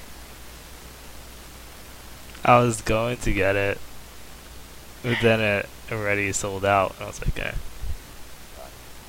Oh, anyway. Extra species thing, and they show all the cool exhibits. I think that'd be like the coolest fucking thing in the world. Like really, there's the jousting tournament with all the centaurs. There's the mermaid swimming experience, which is like swimming with dolphins. Except, no, I was about to say except maybe the dolphins won't, maybe the mermaids won't rape you, but I don't actually know that. There's the Lamia dance thing where they also do the back massages. I was like, that's so neat. I'd love to see all this. This is like literally a big exhibit, both for interesting accoutrements and just cultural exchange. This is so neat. There's Holt was running the gym thing, and she was selling all the gym equipment. Holt is a kobold, which is a dog person, and and she was, and of course because it's gross, she was sitting on a what do you call them? What do you call it? The writing machine. What do you call it? Elliptical or bike? No, it's not a bike. It's like a chair. It's like one of those massage chairs. It's a rodeo machine. That's it. It's a rodeo machine. Oh. She's riding a rodeo machine, and then it like the panels, as if to imply a camera or people's eyesight, just zoom in onto her butt and her boobs, and she has really really tiny short shorts, and there's a lot of motion and sweat because this manga's disgusting. Oh crap, man! You don't stop. You never stop. Draco was in that thing where they were testing out heat. They also thought she was a dude, which is fair. But then when they were like, hey look, we're gonna heat it up, so you need to switch to your swimsuit. It's like, cool. Why is it just trunks? And they go, Why? What do you mean? Why is it just Trump? Oh, but it's too late. It was teaching people how to milk dairy animals like cows and sheep, led by That the was cow funny. and sheep woman. Yeah, it's a really good sight gag. It's like milking experience. Don't you guys milk with your oh? And then it cuts to cows, an actual cow and a sheep. And it's like, be gentle. I really like the thing about the wheelchair and the centaur shoes. I really love that. I love that so much. Cause the centaur shoes is just like, do you centaurs even wear shoes? You're like, no, but I never really thought about how nice it is to like not have to. Cause this is an Asian thing. I know it's not a Japanese thing. Cause I have a Chinese friend and they do it too. Where when you're walking in, you wipe your feet on the ground and take off your shoes, right? So you don't have to bring the filth of the outside world in. A lot of people do that too. Hell, the place where I'm staying right now with the nice older Jamaican couple. Also take my shoes off at the door. That's just how it is, it's clean. And that's nice. So, Centaurea having horse feet, hooves, makes it kind of difficult to do that shit all the goddamn time. So it's like, look, you can get shoes, and they come with a remote control function, so you can just take them off with a click of a button. And then Mia finds a tail cleaning thing. I was like, look, it just as long as I run my tail through it, it cleans it. It's pretty cool. Meadow finds an automatic wheelchair because she's like, she's in a wheelchair. That's what she's got. But then the girls are like, oh man, this is so cool. And you're rich as shit, so you could just do it. And Meadow goes, nah, I'm really good with my chair. And I'm like, what do you mean? What do you mean you're good with your chair? Your fucking chair seems like so stupid and like hard to work. And then Meadow goes like, yeah, but if you think about it, like with that wheelchair, Kurusu has no reason to push me. So wouldn't that be better? And then it comes to Centaurus remembering that time he helped clean her feet. And she goes, yeah. And it comes to Mia remembering when he's helping Mia help her shed her tail. It's like, yeah, you're right. We don't need new things. This is already pretty dope. I also love DJ because this is where the whole vampire thing starts, right? Since you mentioned the taking of Dracula's soul or whatever. I still don't know if that guy was supposed to have a name. But Poppy makes friends with a vampire girl named Cutie. Kuketsuki is obviously a reference to vampire. And then she ends up meeting all these other extra PC people. They were having a Go-Con. That seems like the hypest shit ever. Doesn't it? Yeah, the thing where it's a matching party. Oh yeah. Where you get a bunch of guys and a bunch of girls and go, hey, talk things out. If you like somebody, you like somebody. If you don't, you don't. They had a big ass Go-Con with like booze and dancing. That seems hype as shit. Like real talk, that seems amazing. And they had the itty bitty Oni girl, like the red Oni girl, who was like holding a giant picture of. I don't know if you know what you know about like Japanese Oni, but there's a thing about them getting drunk all the time because it's just how they roll. Like most of the time when they draw them having like a jug of like fermented rice wine, like soju or sake. Well, sake just means alcohol, but you know what I mean. Like sake next to them, and they're just like, I'm fucked up. It's time to go do some shit. There's like an itty bitty Oni girl holding a pitcher of beer, and then a guy holding a glass, and she's like putting her elbow in his ribs, like, hey, you wanna hang? What's going on? And he's like, you seem small and childlike. I'm a little concerned. I am a little weirded out by that. And that's where they're like, hey, Kimihito, help us find this vampire. What do you mean? Oh, you don't know about this matching party, but there's other stuff in the back room. And it's like, back room? I don't like where this is going. They need body fluids. That's blood genius. Just right, blood sucking is cool. And I was like, okay, sure. And then he meets the lamprey and the mosquito. That's Mosky, who you were talking about earlier. Because it's in the section, and then there's also the section of all the fucking nocturnal creatures. So like the mole, and the moths, and the owls. So, yeah, see, like that's another thing. So they don't exactly show that in the bumper with the subspecies types. But the idea that owls are a thing is pretty cool. They're wearing those like swirly glasses. And then later on they're able... Yeah, because it helps them deal with fucking sunlight. Because they're nocturnal, they're not supposed to be up at night. And then after they turn off the lights, and they start just fucking bumping, they take off their glasses and just start hanging. Did you see the mummy lady? I can't remember.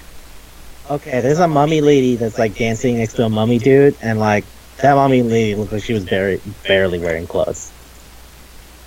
Like, ooh, I don't understand how the wrappings work. And then there's the DJ Owl. It literally just says DJ Owl, and she's getting everybody pumped and they're dancing. Meanwhile, the leech, the lamprey, and the mosquito are drinking from Caduceus' body. And because it's like, hey, I didn't know you'd be, normally most people aren't down for the blood sucking. So, I like this. And it didn't seem like he was actually against it either. Like, Because he's nice. Nah, I mean, like, into it, Uh, It's like if you look at the end of the leech thing where she's like all sweaty and breathy and he's like, yeah, okay, I'm just gonna write not vampire. And then the mosquito comes in and he does the same thing where he just starts licking his neck to do the blood thing and he's like, oh jeez. I gotta be careful because, I'm gonna run out of blood eventually, but, I was like, oh, hey, are you a lamia? No, I'm a mermaid. Mermaid? Okay, I'm a lamprey. For those of you who don't know, lampreys are parasitic fish. They're pretty crazy. They'll, like, just stab through the side of another fish and suck out their organs. It's pretty wild. So, yeah, it's like, oh, I'm basically an eel and slimy. He's like, nah, you're cool. It's what's up. And she just, like, takes his fingers in her mouth, and it looks dirty, but really she's just drinking his blood. And the other two chicks come back and they go like, so, how are we gonna do this? Like, we could split it if you want. And he's like, no, I'm good. I'm good. Don't need to do that. So let's stay above ground on that, Don't need to get so weird so fast. Did you see the omake where they were hanging out and having drinks? no. There's an omake where they're hanging out and drinking, and they're hanging out with Cutie, the vampire girl, after everything's been settled. And they're like drinking, and they're drinking the blood, and there's a bunch of guys in chairs, and they're like, which one do you think tastes the best? They're like, yeah, I like this one. I like this one. I like this one. And they all like live in the same apartment because they're like, oh, I'm fucking poor as shit. And then also all of them go like, man, I wanted to go with 99, which is Kurusu. And then all of them are like, yeah, I remember that. Yeah. Yeah, so they're just hanging out. And like, Cutie's rich as fuck. So having them hang out was pretty easy. And yeah, that was crazy. And then the leech explains leech biology. Like, hey, leeches are hermaphrodites, aren't they? She's like, yup. Well, like, that feels kind of weird. Doesn't that mean you got, like, yeah, I usually put it in my body. And I'm like, whoa, that's fucking crazy. And then they do a thing, apparently. Like, they just shut the door and showed the speech bubbles coming from the door. Yeah, because, like, Kitty's asleep. She's not putting up with this shit. It's just crazy. And they're all like, man, I can't remember what it was. They were all like, yeah, we each one of us like a different person.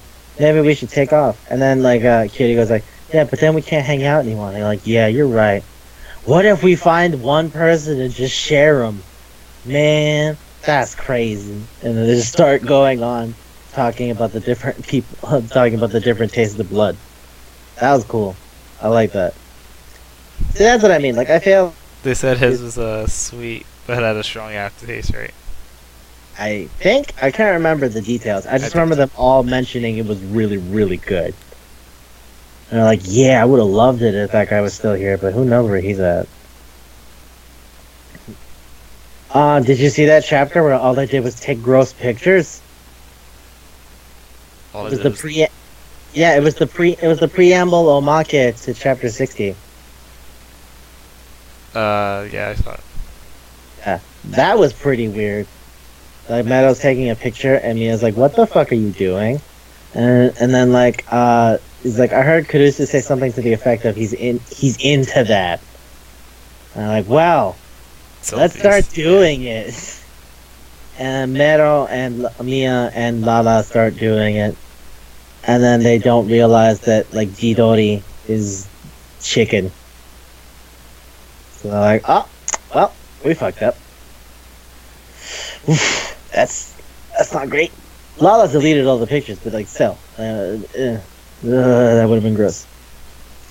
So, yeah. Okay, that about covers most details. I could still want to talk about how cool Rakna is and how I like her and how she's adventurous and shit, but let's save that for some other time before I spend an hour here detailing how much I'm in love with the drawing of a Spider Woman. Anywho. We also didn't talk about the clothes, but yeah. I tried not to. Okay, let's, yeah. The clothing is egregious. Let's put it like that. Watch the anime, and then if you're okay with that, go with the manga, because the anime goes up to, like, chapter 20? Right? It goes up until Lala's introduced. Like 13. 13? Oh my god, it's even shorter than I thought. Yeah, so it goes up until Lala gets introduced. So a bunch of shit happens after that that's, like, way more fun. And now, I would like to talk about another thing I love about Mamusu. A thing that I love about Haramani in general, but Mamusu has been one of the more impressive ones as of late. I say as of late, 4 years. Mamusu has fantastic character singles. We've talked about character singles before with Rosario to Vampire, right? So I don't think I need to explain what they are again. Okay. I want to say this. I've been listening to these a lot in general, because some of them are really, really good. Like, I love fucking Tia's song, Otoma Kokoro Ogachiku. It's really strong. It's kind of a bossa nova thing, but then it morphs into sort of a ska, third generation ska song, and it was like really cool.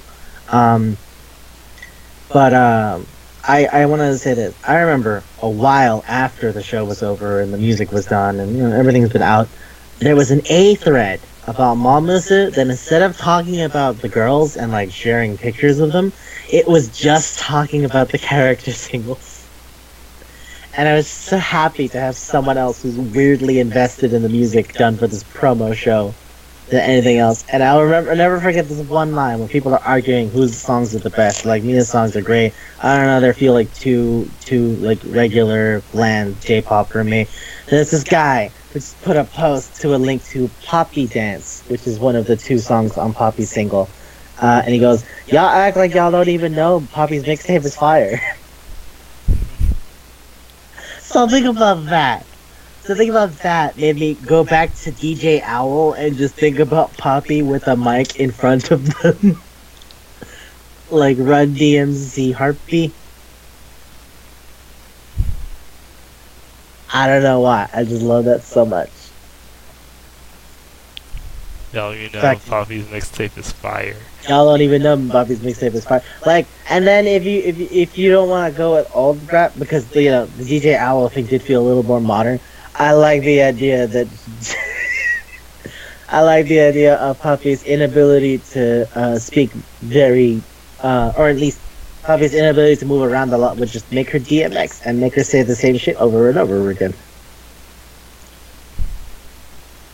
Because if there's one thing we know about DMX, besides the fact that he goes to jail a lot, is he tends to use the same words a lot. It's more about attitude with the guy, which is what I love about him. The man is a crazy cartoon. Oh fuck. I love the idea of Poppy looking somebody in the eye and say, what the fuck you gonna do when I come for you? Fuck you, bring your whole crew.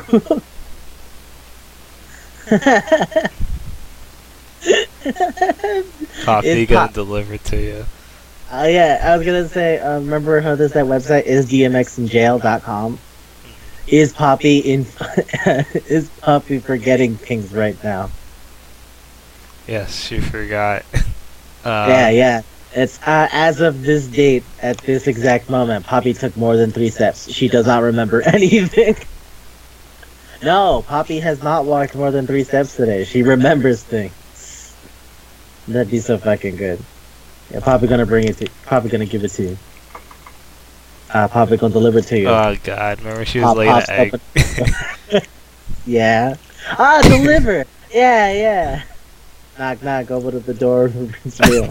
That's the gross. pop, not stop stainless steel. So hard getting busy with it. Because I got such good heart. Fuck. I'm just imagining, I don't know why, the image in my mind of like the tiny adorable bird girl chirping angrily at people. It's like in bird language, is something to the effect of stop, drop, shut him down, open up shop. Oh, whoa. That's how we harpies roll. Really makes me laugh. But yeah, did you listen to the character singles? I know I shared some of them with you. Okay. Which one did you like the best? The Bella Arachne. Belle Sadiq? Yeah. Arachne? That's a really good choice. I really love Belle Sadiq. I wasn't too big on the other one she had, which is just her name, Arachnera. But I love the lyrics to it. The lyrics to it are really strong. The lyrics to Belle Sadiq are kind of dirty, and I thought that was neat that somebody took the time to write that kind of a song. It's a song about Arachne teasing and tying a person up, but it's in the second person, so she's saying you a lot. It is, in a word, spicy. Let's go with that. They're gonna say erotic. Yeah. I have some of the lines. Would you like to hear some of these lines? Sure. They are. Yeah, it's funny. When I went to go find it, there was a thing that was like content warning. This is kind of aggressive. Yeah. You just don't. Like, yeah, it is. You just don't sing that at karaoke. You don't. You really don't. So, okay. 縛り上げて星の頭、何も答えぬあなたのどこへキスしよう. Which is to say, do you want to be tied up? You don't answer that. Where do I kiss? It's like, whoa! That's already kind of starting to go there. The one that's right after that, ひざまずき私の言いなりになるのよ。みだらの宴はろうそくのとともに。絡み合いもつれてく二人の遊びが禁断の扉を開れる。Which is to say, kneel down and do everything I say. In this licentious party with the candles interlocked and intertwining, the game between us opened the door to the forbidden. Yeah! I think there's a... Is it the chorus am I thinking of? It's like, 浮かれはそれでお口が塞がれていたよね。大人な耳の元で静かさがいく。もっと気持ち夜なりたいでしょ。That's the line I'm thinking of. That she literally says, do you want to feel even more? Do you want to feel even better? からいくのそのF深く共に教えてゆく。It's a thing about licking a white thread. Oy. Whoa, that song is aggressive. Yeah. Another song I like is the Poppies. Poppy dance or popism? Grow me every day, something like that. Wait, what? The other one from Poppy. Poppy has two. Popism and Poppy dance. So which one are you talking about? Oh, maybe it was a group single. Never mind. Yeah. Yeah. What the fuck? You mean Karita Kata, the ANM 48 thing? Yeah. Where it's like, I will catch you hunting that one? Yeah. Yeah. That's not a Poppy song. That's the fake in-world version of AKB 48. Karitakata. But yeah, no. Mind if I bring it back to Rakuten for a second? The first one is more of a like new metal kind of song. It's kind of got like synths and goth shit going on, but its lyrics are really emotional and sad, which I guess is supposed to reflect the part of Rakuten that she keeps to herself. Versus Belle Sadiq is more what she acts around and like to a degree, right?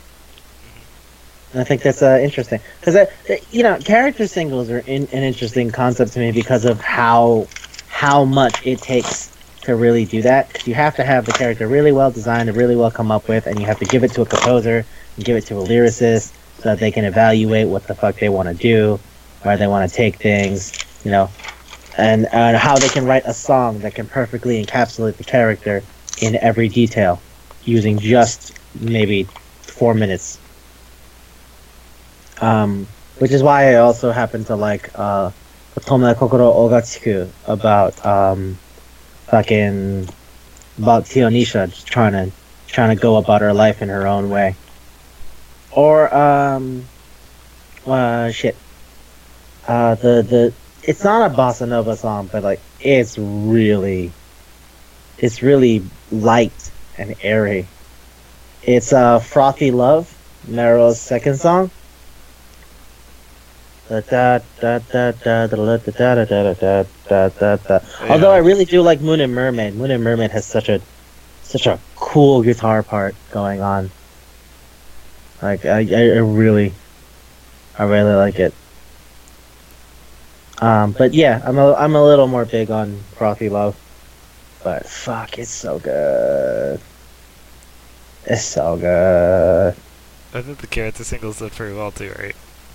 Hmm? I think they sold pretty well too, right? Because I think they the did.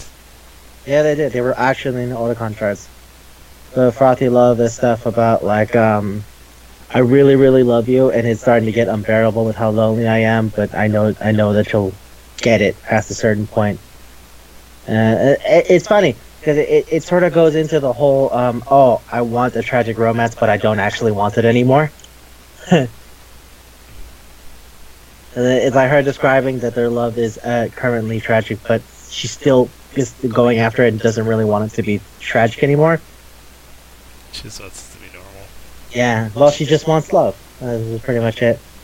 Because she really does like him, and is no longer comfortable with the idea of never being able to have him. Although the way she came to that conclusion, right, was when she was having the thing with Mia, and like at first she's like, Mia, I got an idea. What if you like just straight up bone down? And she's like, what?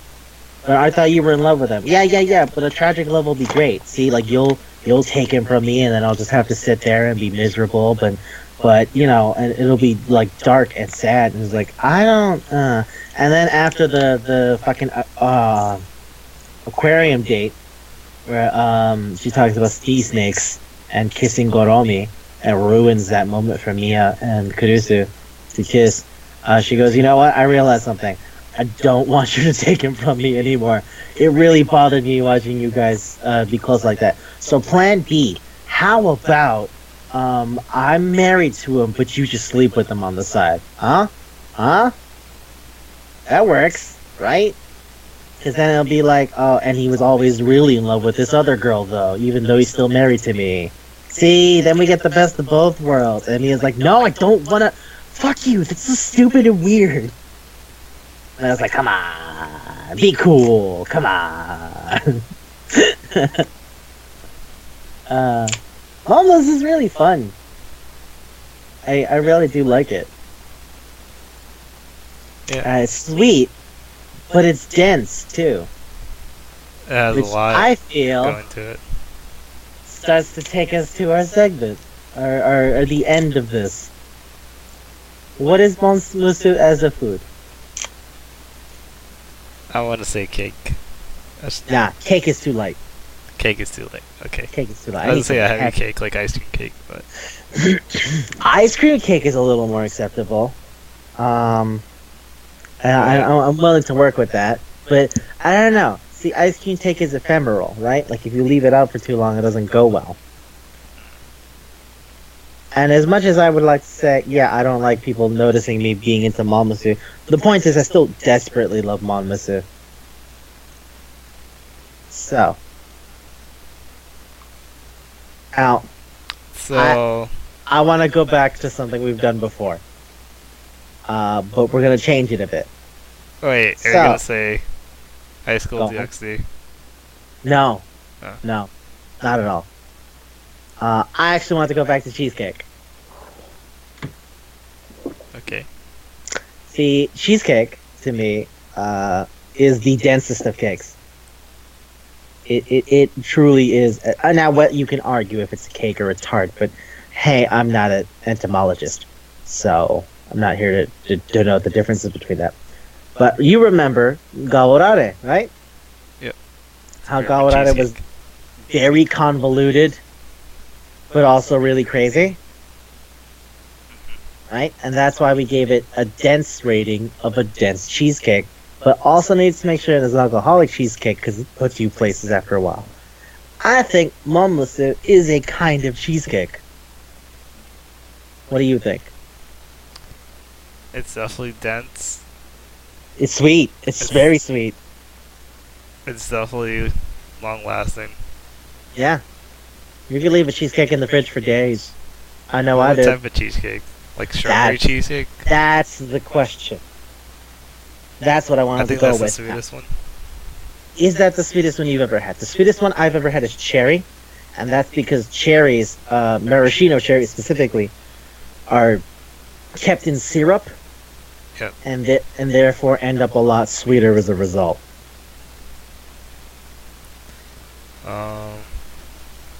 Because Do they you want it like, to have like alcohol with it though? no, I don't think it's crazy. Like as much as like kaiju. Yeah, it squid- is pretty like actual. As far as the second we accept monsters as a thing, it's not really all that surprising. As a matter of fact, I think they explain a lot more things than they don't. So the matango spores making you confused, the slime evolutionary cycle, the cultures of the lamia and the harpies, which is why Poppy's mom looks so much like Poppy's because that's how harpies live. Also, I think that's a fun thing about birds. I don't know if I think you know this because I've probably said it before in one of the many stupid conversations we've had, but birds have hollow bones. Like, mammals like us don't have hollow bones. The reason birds have hollow bones is to compensate for their flight. With the hollow bone, they weigh less so they can fly better.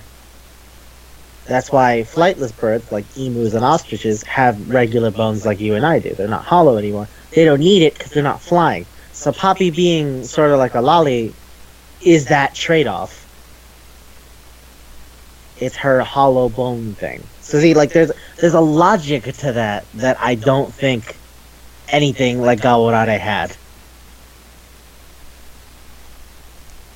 No, Garou. Yeah, we don't talk about Garou.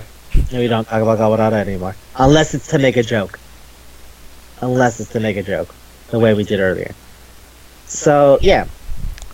I feel cherry cheesecake is the sweetest one I've ever had. I would like, if you have another opinion, to debate me on it. Would you say it's a meat? No. Because meats aren't sweet. I know. But don't you think it's like dense? The majority of Monmusu is the romance. Yes? Yep. I feel something like JoJo is a dense meat. I don't feel Monmusu is that. You know what I'm saying? But there's a lot going on here. There's a lot going on here. That is why I am specifying a dense cheesecake. As in, I've used more egg yolks on this one. This is bitch heavy. And I don't know if you've eaten my dense cheesecake. That's not a thing you can just have as a little snack. Yeah, that's true.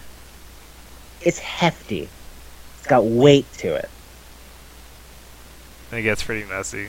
You don't have like a nice and it can be pretty bad. In certain elements, it's very obvious you've had it. So yeah, What do you think? Yeah. Do you have any? Okay, cool. Unless you could think of a dense or sweet thing. No, because most of the sweet things I've had are airy. You know, like macaroons or bread pastries.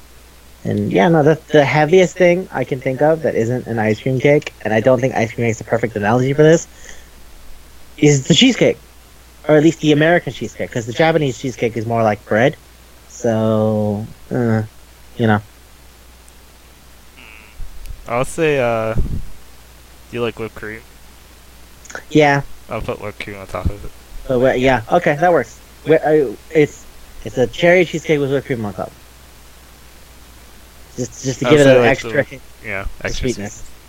Yeah.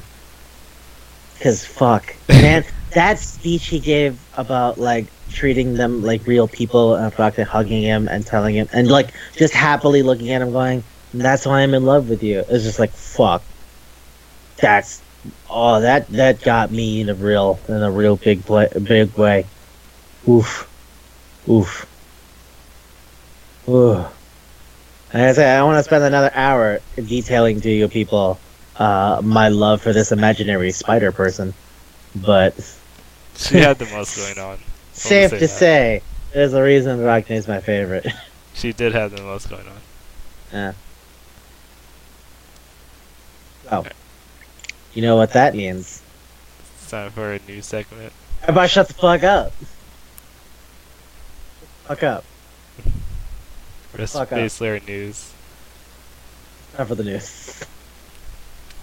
Okay, well, Fuck I have up. something. Yeah? Something important. Okay. It's about Evo. Oh, okay. There's What? no melee. What? There's no melee at Evo. They dumped Melee. Yes, I heard about Samurai this. Showdown. That's not true. Well, That's they not just true. left the one smash. Yeah. How dare you? That's not true. It sticks out. Yeah. I was told, actually, I had a conversation with somebody today where he informed me that they dropped it for Under Night. Oh, it's for Under Night? Yeah. Actually, I don't really care what they dropped it for. I'm glad it's not there. No, I'm more amazed that it was Under Night.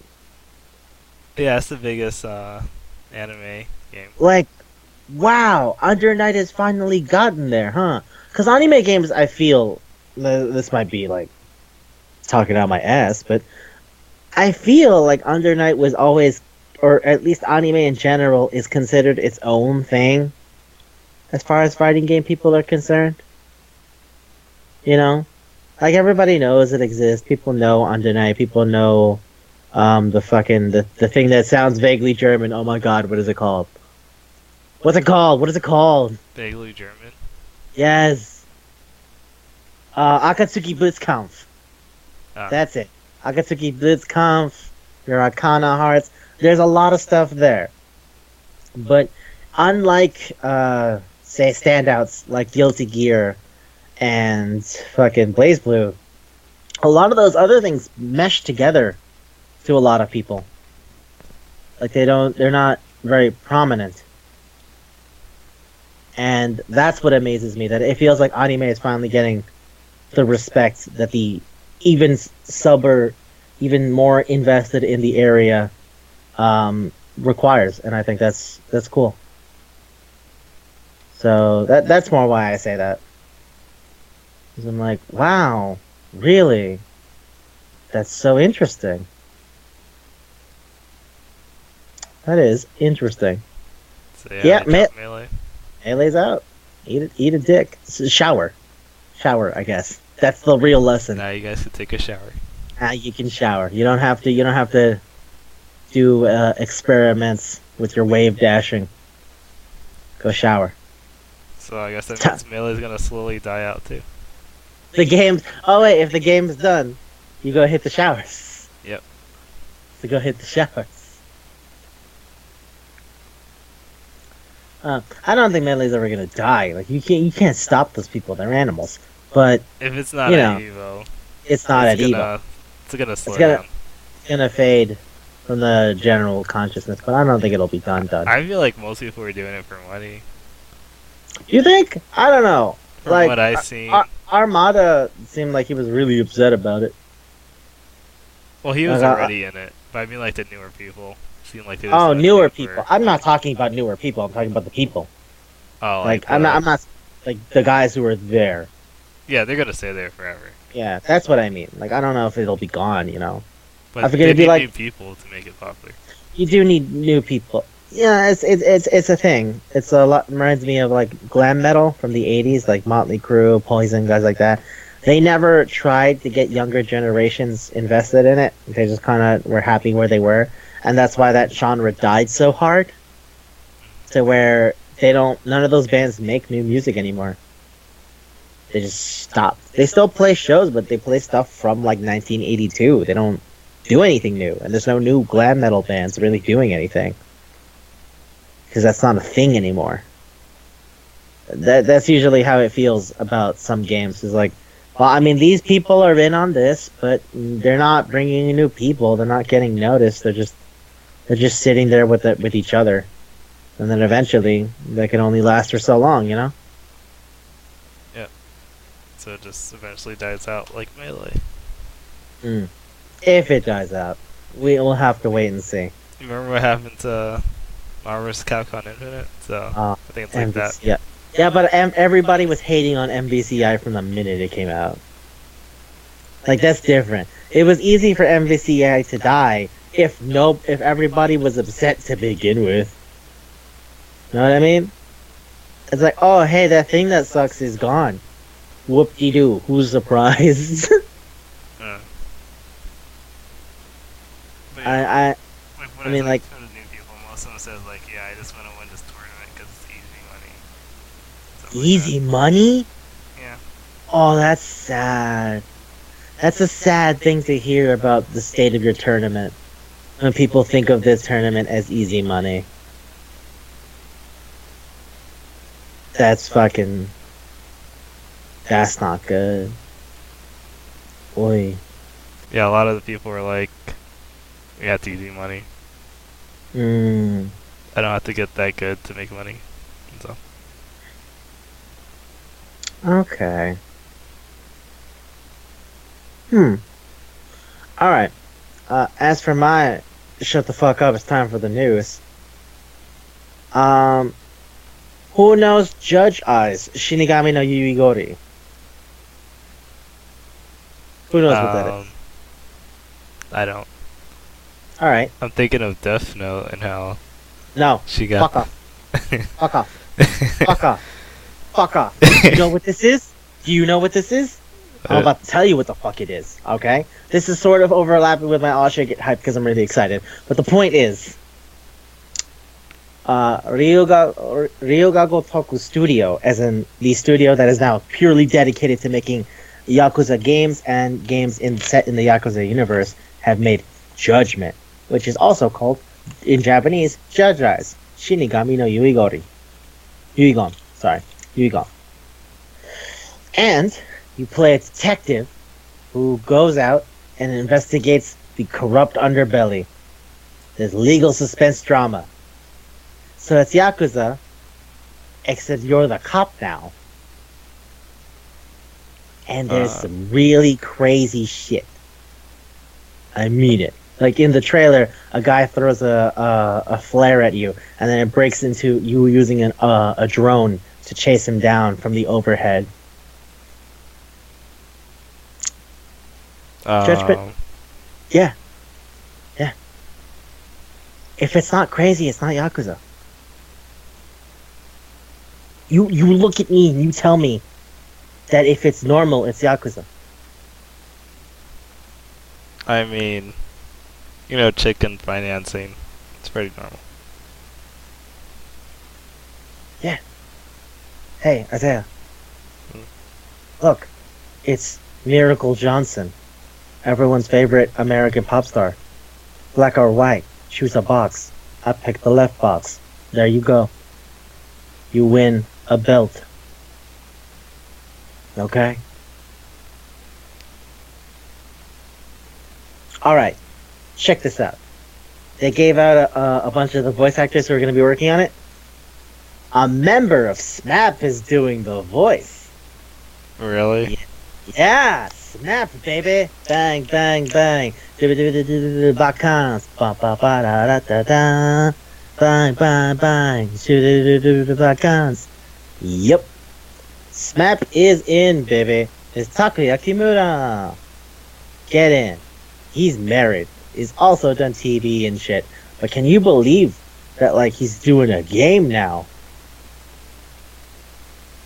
Like, he was in Howl's Moving Castle as Howl, and he's in Blade of the Immortal, he was in Redline, and then he was in the live-action version of, the Yamato thing.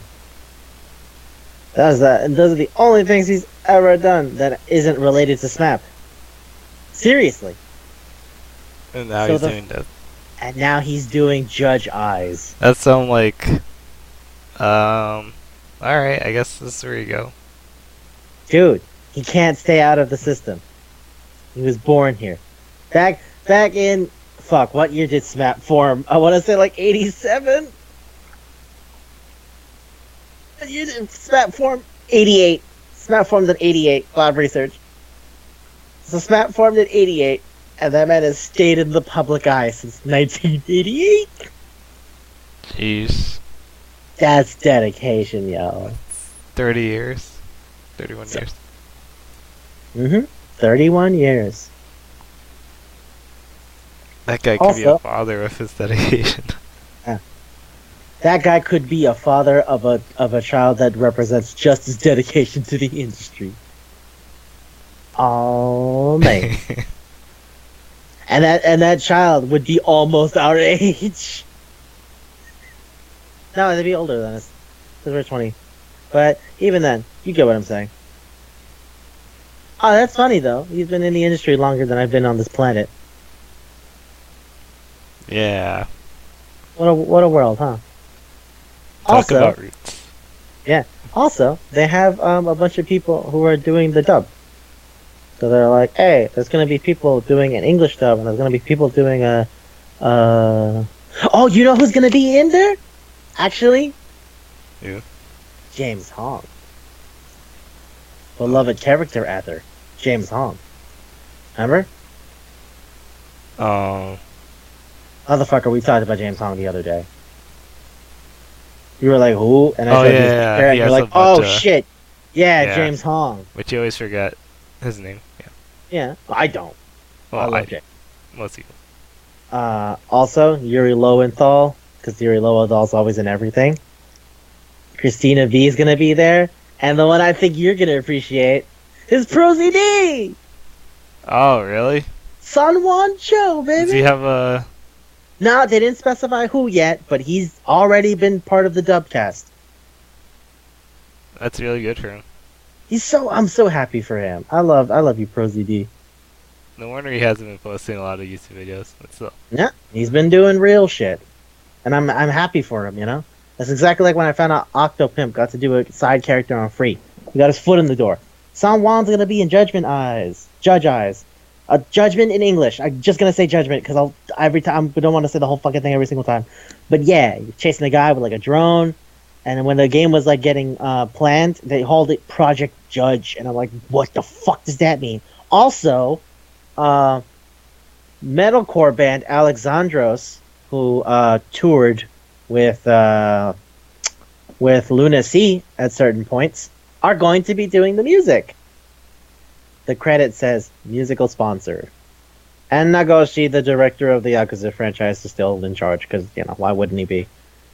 Nagoshi, when I look at him, he looks like a chimpira, honestly. Swear to God. The man. Oh, chimpira's low level Yakuza who, like, fuck around all the time. Oh. He looks like a chimpira. He looks like a Yakuza. Yes. Have you seen him? No. Okay, hold on. Live research. I want you to do me a favor.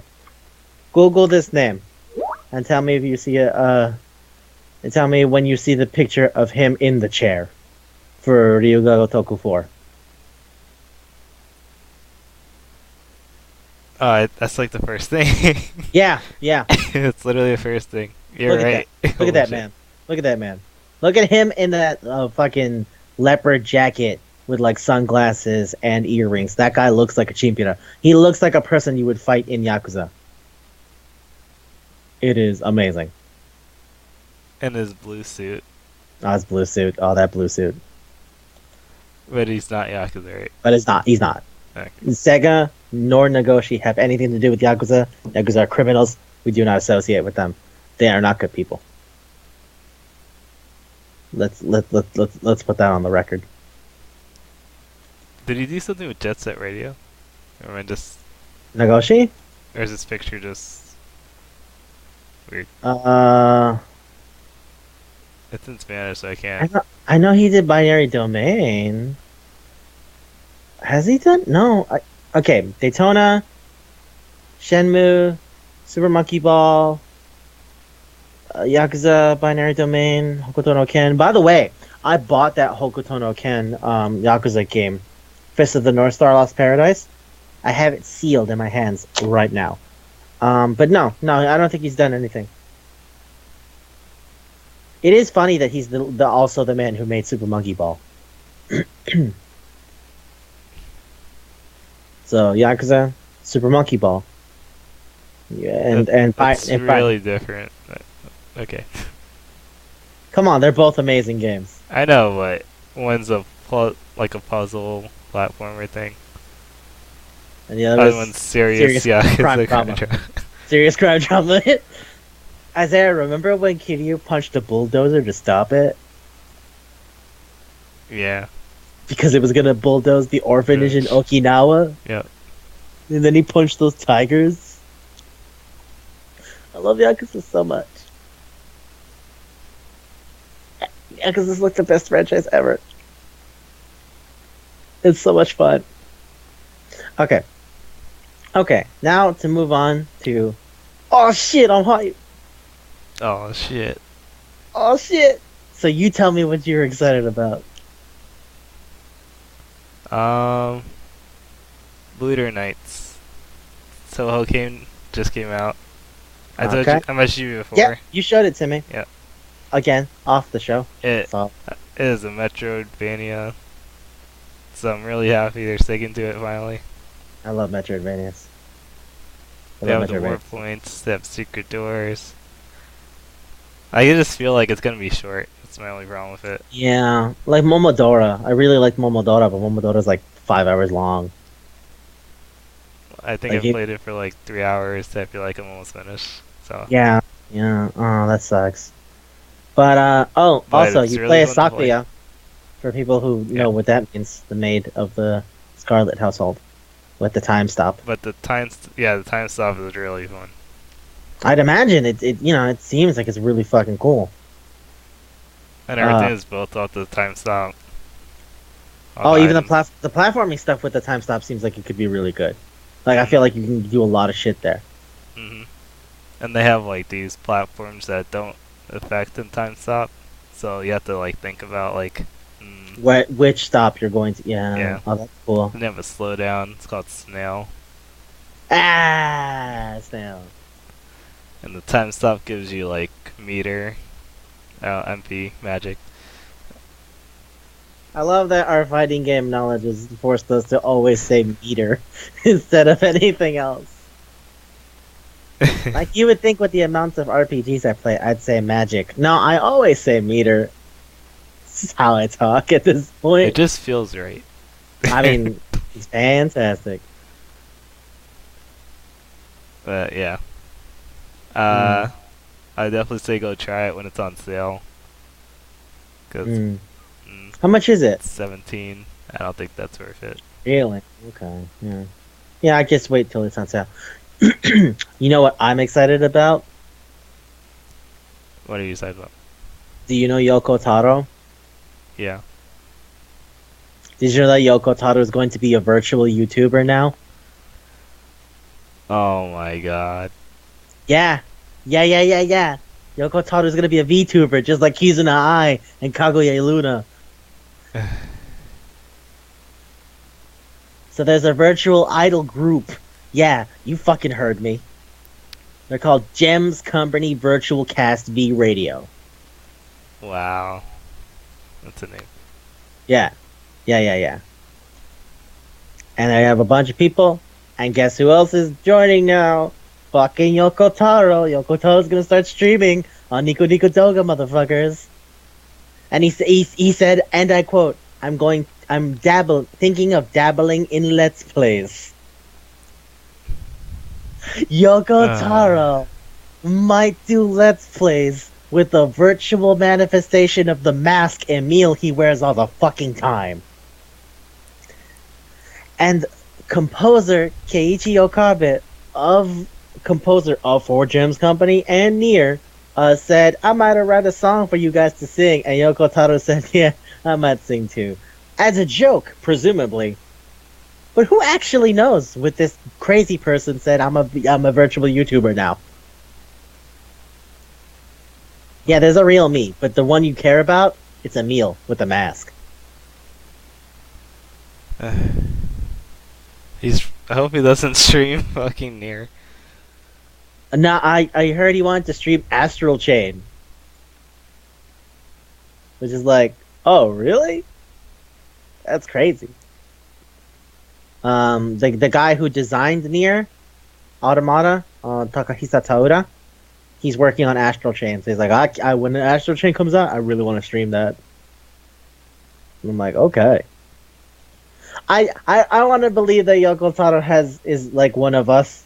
And when I say that, I mean a fucking weirdo. So he ends up streaming shit nobody cares about.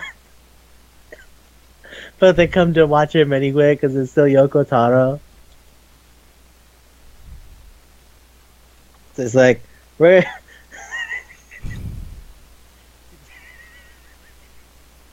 Today I'm gonna stream Leisure Suit Larry, magna cum laude.